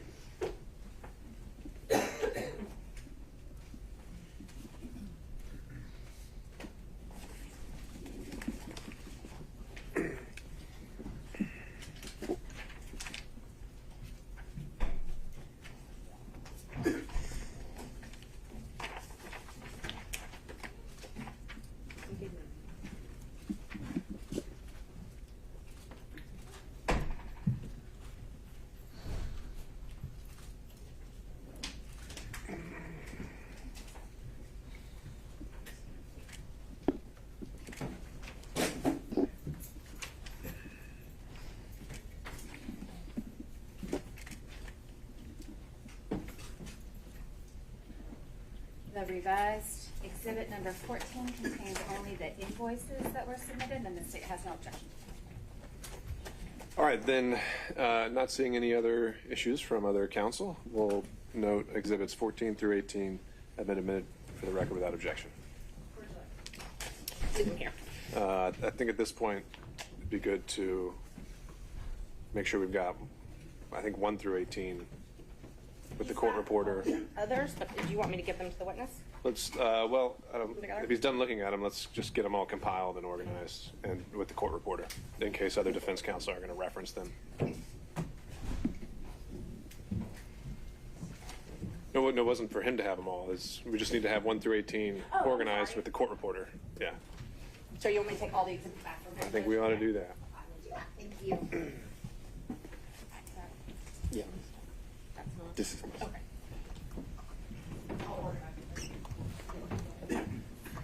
All right, as Ms. Merchant is doing that, let me go down the list. Mr. Sadow. Your Honor, if the court will permit, Mr. Gillen is going to ask some questions that I was going to ask. I'd like to be able to just follow up if there's anything that he doesn't touch on. Let me just to keep it consistent, I'll go in order. So if Mr. Sadow is deferring, then I'll go to Mr. Stocks. I would defer to Phil. Mr. Durham on Zoom. No, Your Honor. All right, Mr. McDougald. I will defer to Mr. Gillen. All right, Mr. Rice. All right, thank you, Mr. Gillen. Thank you, Your Honor. Good afternoon, Mr. Wade. Good afternoon, sir. A few follow-up questions. I'd like to start off with the exhibit number 4 that you should have up there. Those are the interrogatories. No, sir. They're not up there? Remember, I asked her to compile them all, so I'm now you sorry. can grab them. Right here, I'm going to give it to you if you wanted me to come over.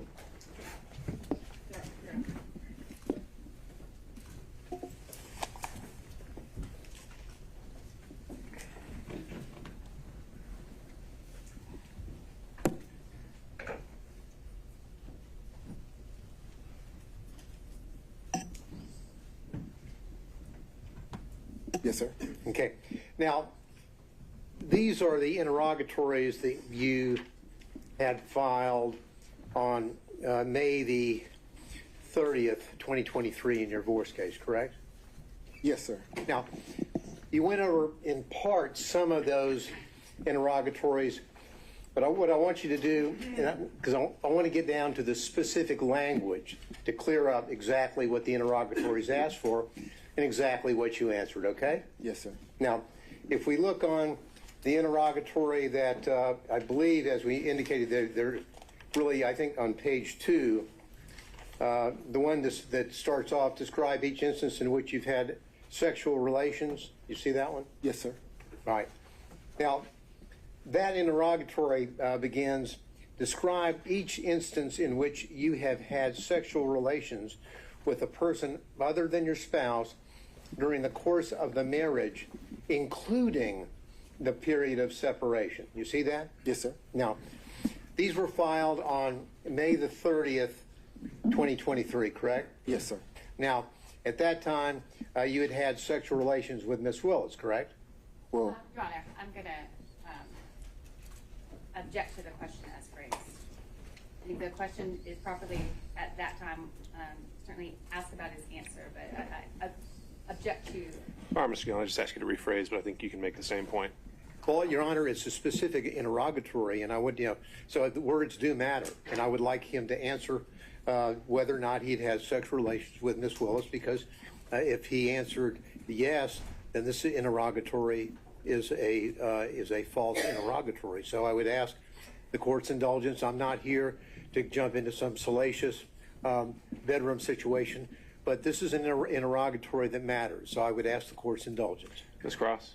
These questions have been asked and answered several times. I understand Mr. Gillen is coming at it from a different way, but this question is not substantively different than those that have already been asked and answered in the information that he is seeking. All right, Mr. Gillen, I'll allow maybe this question and one more, but I think you are asking it in a different way, and I'll ask you to stick to the point. All right. Now, as of May the 30th, and may I ask the question that okay, thank you, Your Honor. As of May the 30th, 2023, you had had sexual relations with Miss Willis. Isn't that correct? The interrogatory, sir, asks during the course of the marriage and the period of separation. Excuse me. My response, Your Honor, I would ask that the court direct the witness to answer my question, yes or no. As of May the 30th, 2023, had you had sexual relations with Miss Willis? Yes or no? Mr. Gillen, let's start with at the higher level whether he believes he answered it truthfully, and then we can drill down into why or why not he doesn't, and maybe we'll end up exactly where you left us. Well, but again, Your Honor, the point of it is that the words matter, and that we have to establish what did and did not happen, and then he can give whatever explanation he chooses to what apparently is a false answer. But I would like an answer to my question. And you may get one. I would like us to start at the high level before we drill down into specifics to see whether he actually contradicted that interrogatory, if I'm making sense. Well, the interrogatory is relatively direct and explicit. Sexual relationships with a person other than your spouse during the course of the marriage, including the period of separation. That's pretty simple. Sure. Let's see if that's something you can get him to admit. You did have sexual relationships with someone other than your spouse during the course of the marriage and during the period of separation, which included up to May the 30th of 2023. Isn't that correct, sir? My answer to this interrogatory is none, is no. So you're saying that you did not have sexual relationships with anyone outside of your marriage, and the period of separation is during the period. Then you're answering the question to this interrogatory, correct, sir? I'm saying during the course of my marriage, I did not have sexual relations to anyone, and this answer is no. Well, again, Your Honor, I understand. You can proceed, Mr. Gill. We need a yes or no. Let's just get down to it. Did you or did you not, by May the 30th, 2023, have had sexual relations with Miss Willis, yes or no? Yes or no? Yes. Okay. Now, what you did is you answered no to that question, didn't you, or none, correct? I didn't answer no to the question you just asked. I answered no to the interrogatory question. And the interrogatory stands that you answered as a pleading in a civil proceeding, your divorce case, right? Yes. Now, excuse me. The next interrogatory, let's move there. That interrogatory states as follows: identify any and all occasions in which you entertain a member of the opposite sex other than your spouse who is not related to you by blood or marriage. You see that? I do. Now, there are two parts to this. The second part is, I read on, or in which a member of the opposite sex other than your spouse, not related to you by blood or marriage, entertained you. And then it goes on to say, including but not limited to dining, drinking, in restaurants, bars, pubs, hotels. You see that, correct? I do. Now, as of May the 30th, 2023, when you filed this interrogatory, you had in fact entertained Miss Willis on many occasions, had you not? Again, during the course of the marriage was irretrievably broken in 2015. Well, the answer's still no.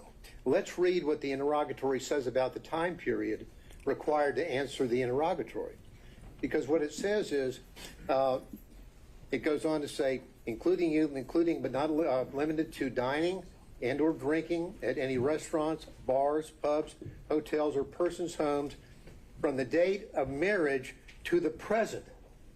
You understand what the word present means? I do. And present means the filing on May the 30th, 2023.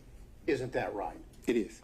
So as of May the 30th, 2023, you have done a lot, or you had done a lot of entertaining of Miss Willis, had you not?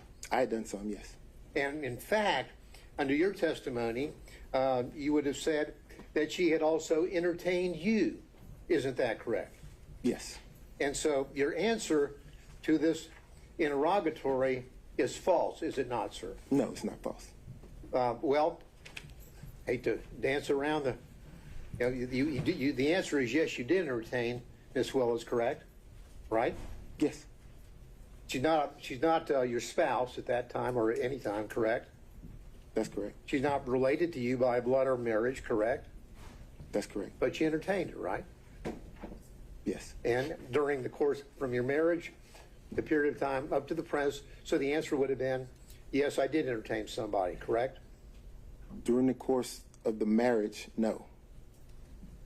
Mr. Wade. Mr. Gillen, I think we've made our point. I think it speaks for itself, and we can save that for argument. I'll just follow up with one quick question. Do you understand what the word present means? Your Honor, that's been asked of us. I think we did cover that already as well. Okay. Now, what has happened from the time that you filed this court document in May of 2023, let's go over some of the things that you had been involved in terms of being entertained or entertaining.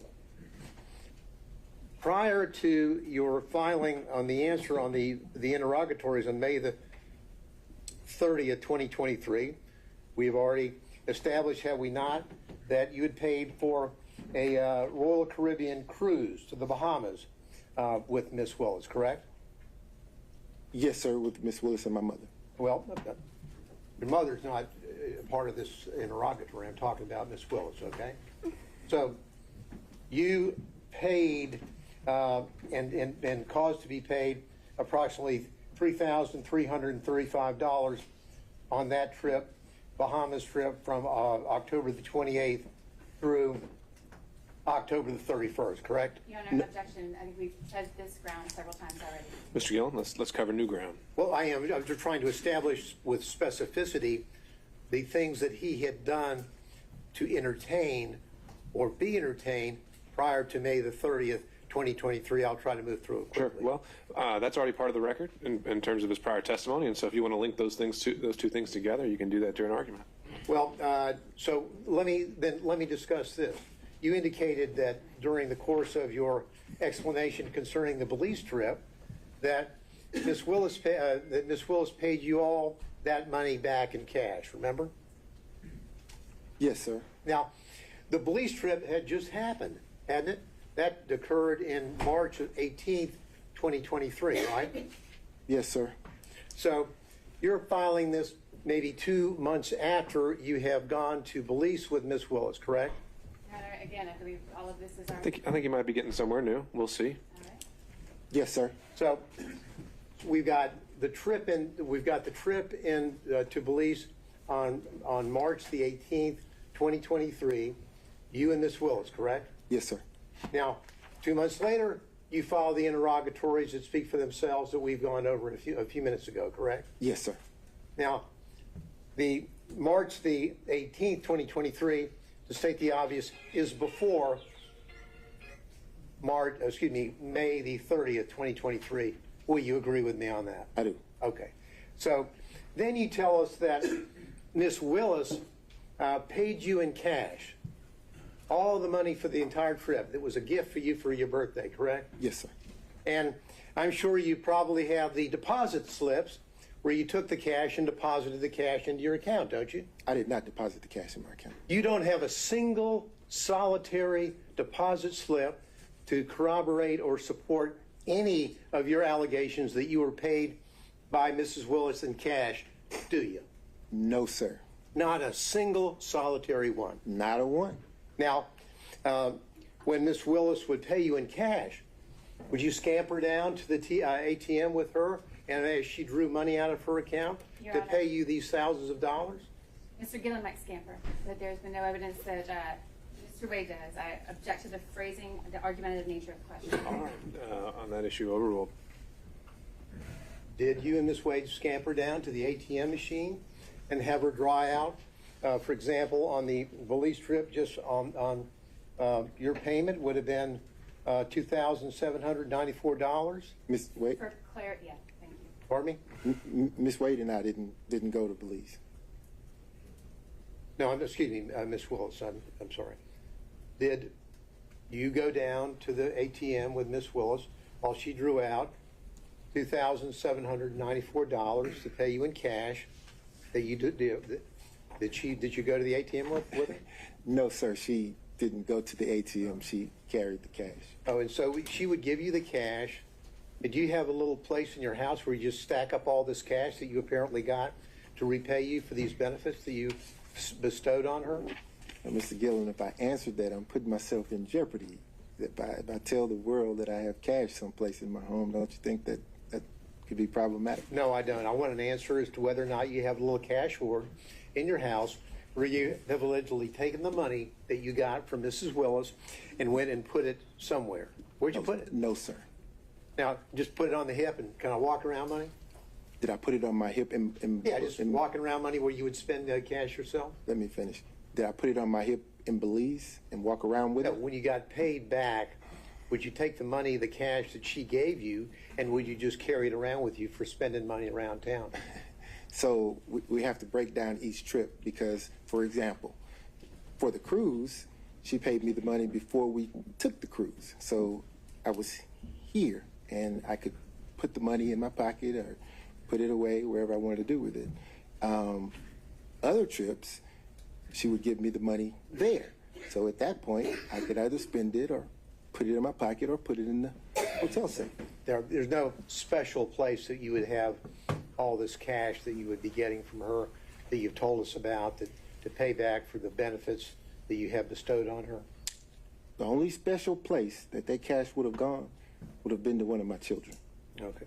Now, are you aware, have you discussed these pleadings with Miss Willis? No, sir. So there's been no discussion between you and Miss Willis about the allegation concerning the benefits that you have bestowed on her? Is that correct? For the phrasing, the benefits bestowed upon her, I don't believe that's an accurate reflection of the testimony, and I don't think that's an appropriate question. I think overruled. You can answer the question.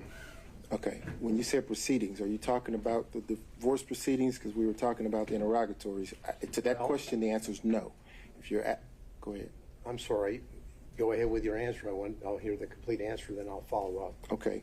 If you're asking me about this hearing, the proceedings of this hearing, have we discussed the financial piece based upon Mr. Roman's motion? Yes. So you have discussed the financial piece. Where did that discussion take place? Conference room. Were you other people there, or were you and Miss Willis discussing this about what your position was going to be? The relevance of this. Well, Mr. Gillen?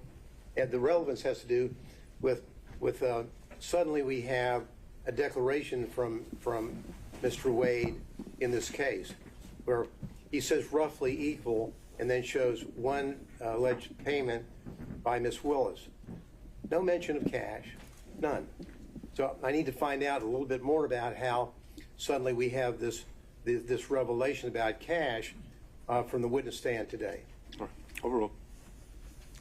So we part company there when you say no mention of cash. If I provided one receipt that didn't amount to what you would think was roughly equal, the rest of it is cash. Well, did you in your declaration, sir, that was filed in this case, did you tell the court in that declaration that the expenditure that you had provided on behalf of Miss Willis was paid for back by her in cash, yes or no? I believe that I did when I said that the expenses were split roughly evenly. If you could point to me any place in your affidavit where you used the word cash, I would appreciate it. Take your time. I didn't use the word cash, no, sir. No, you didn't use the word cash, did you? But I didn't say that she didn't give it to me in cash. No, you just didn't tell anybody that you allegedly got paid back in cash, right? No, I told everyone who asked. Today? Yes, sir. Now, who else was with you, if anyone else, when you and Ms. Willis were discussing how you would be handling the financial component of the motion here today, that is the personal benefits? I'm going to object to the relevance of that, Your Honor. Mr. Gillen? Well, the relevance is if they know that they're going to be called as witnesses, they've been subpoenaed, and they are discussing what they're going to say, we need to know that. The court needs to know that. It goes to the veracity of Mr. Willis and excuse me, Ms. Willis and Mr. Wade. Overruled. We didn't discuss how we were going to handle testimony. My question was, when you were discussing with Ms. Willis in the conference room, when you were discussing what you perceived to be the situation concerning the benefits for the payments. Yes, sir. Was there anyone else present? No, sir. How long did the meeting take? Probably 5 or 10 minutes. Did Ms. Willis tell you what she was going to say? No, sir. Did you ask her whether she had any bank withdrawals that would corroborate the assertion that she would pay you back in large sums of cash for these trips to the Caribbean, Belize, California, on and on and on? Your Honor, again, I object. The proffer, when the last relevance objection was made, was that Mr. Gillen needed to know who else was there. These could be potential witnesses that he could cross-examine. That question has been answered, so I can't object. Okay. I think it's still exploring possible bias or motive to shape his testimony, so overrule on that ground. Thank you. Now, Mr. Willis, Mr. Wade, when you were having this discussion, did you ask Ms. Willis, do you have anything to support these cash withdrawals? No, sir. Did you ask her where she got the cash? Here, this is the conversation. I produced my credit card statement that showed what Ms. Merchant in her filing was representing. That was the conversation. Okay. So when she would pay you back in cash, were you aware of what her financial situation was? Do you know what? No, sir. Your Honor, I object to the relevance. Well, Your Honor, it's relevant because we've been bombarded with a book, Find Me the Votes, in which... What's at issue is the financial benefit, and if that plays a material interest in an actual conflict of interest, so I think that's relevant. Thank you. Now, have you read the book, Find Me the Votes? I have. You have? I have. Okay. Now, in that book, Ms. Willis is telling the authors about how financially destitute she was, or kind of hitting down on the bottom as she was running for DA. Do you remember that part of the book? So let me qualify the response. I've read the book in parts. I hadn't had the time to sit and read the book in its entirety. Did you read that part about how she's telling the authors about how little money she had and how financially she was in bad shape prior to when she was running? Did you read that part? No, sir. Did you ever have discussions with Ms. Willis about her financial situation, which was apparently in rough shape prior to her being elected DA? No, sir. Ms. Willis made it clear that her financial business was just that. It was her business. I know nothing about her financial status. I know nothing about how she was faring before or after the election, or even now. I know nothing about her finances. You're telling us that she didn't share that with you, but chose to share it with the authors of a book that's been published and printed and sold nationally. I think that's a fair question for Cross. I don't know that she shared it with the author. I don't know that the author is telling the truth. I don't know the author, so I don't know, sir. Okay. Now, did you give an interview to the authors of that book? I've given no interviews, sir. So you haven't talked to them at all, correct? I haven't talked to any media. All right. None. Now, as it relates to the... I'd like to, though. As it relates to, again, from your bank records that you're aware of, there'll be no cash deposits, right? I didn't say that. Are there cash deposits which line up with the money that you have allegedly received from Ms. Willis to, quote, pay you back for her part of the trips? So here's the thing. In my bank records, you will see cash deposits. You will see check deposits.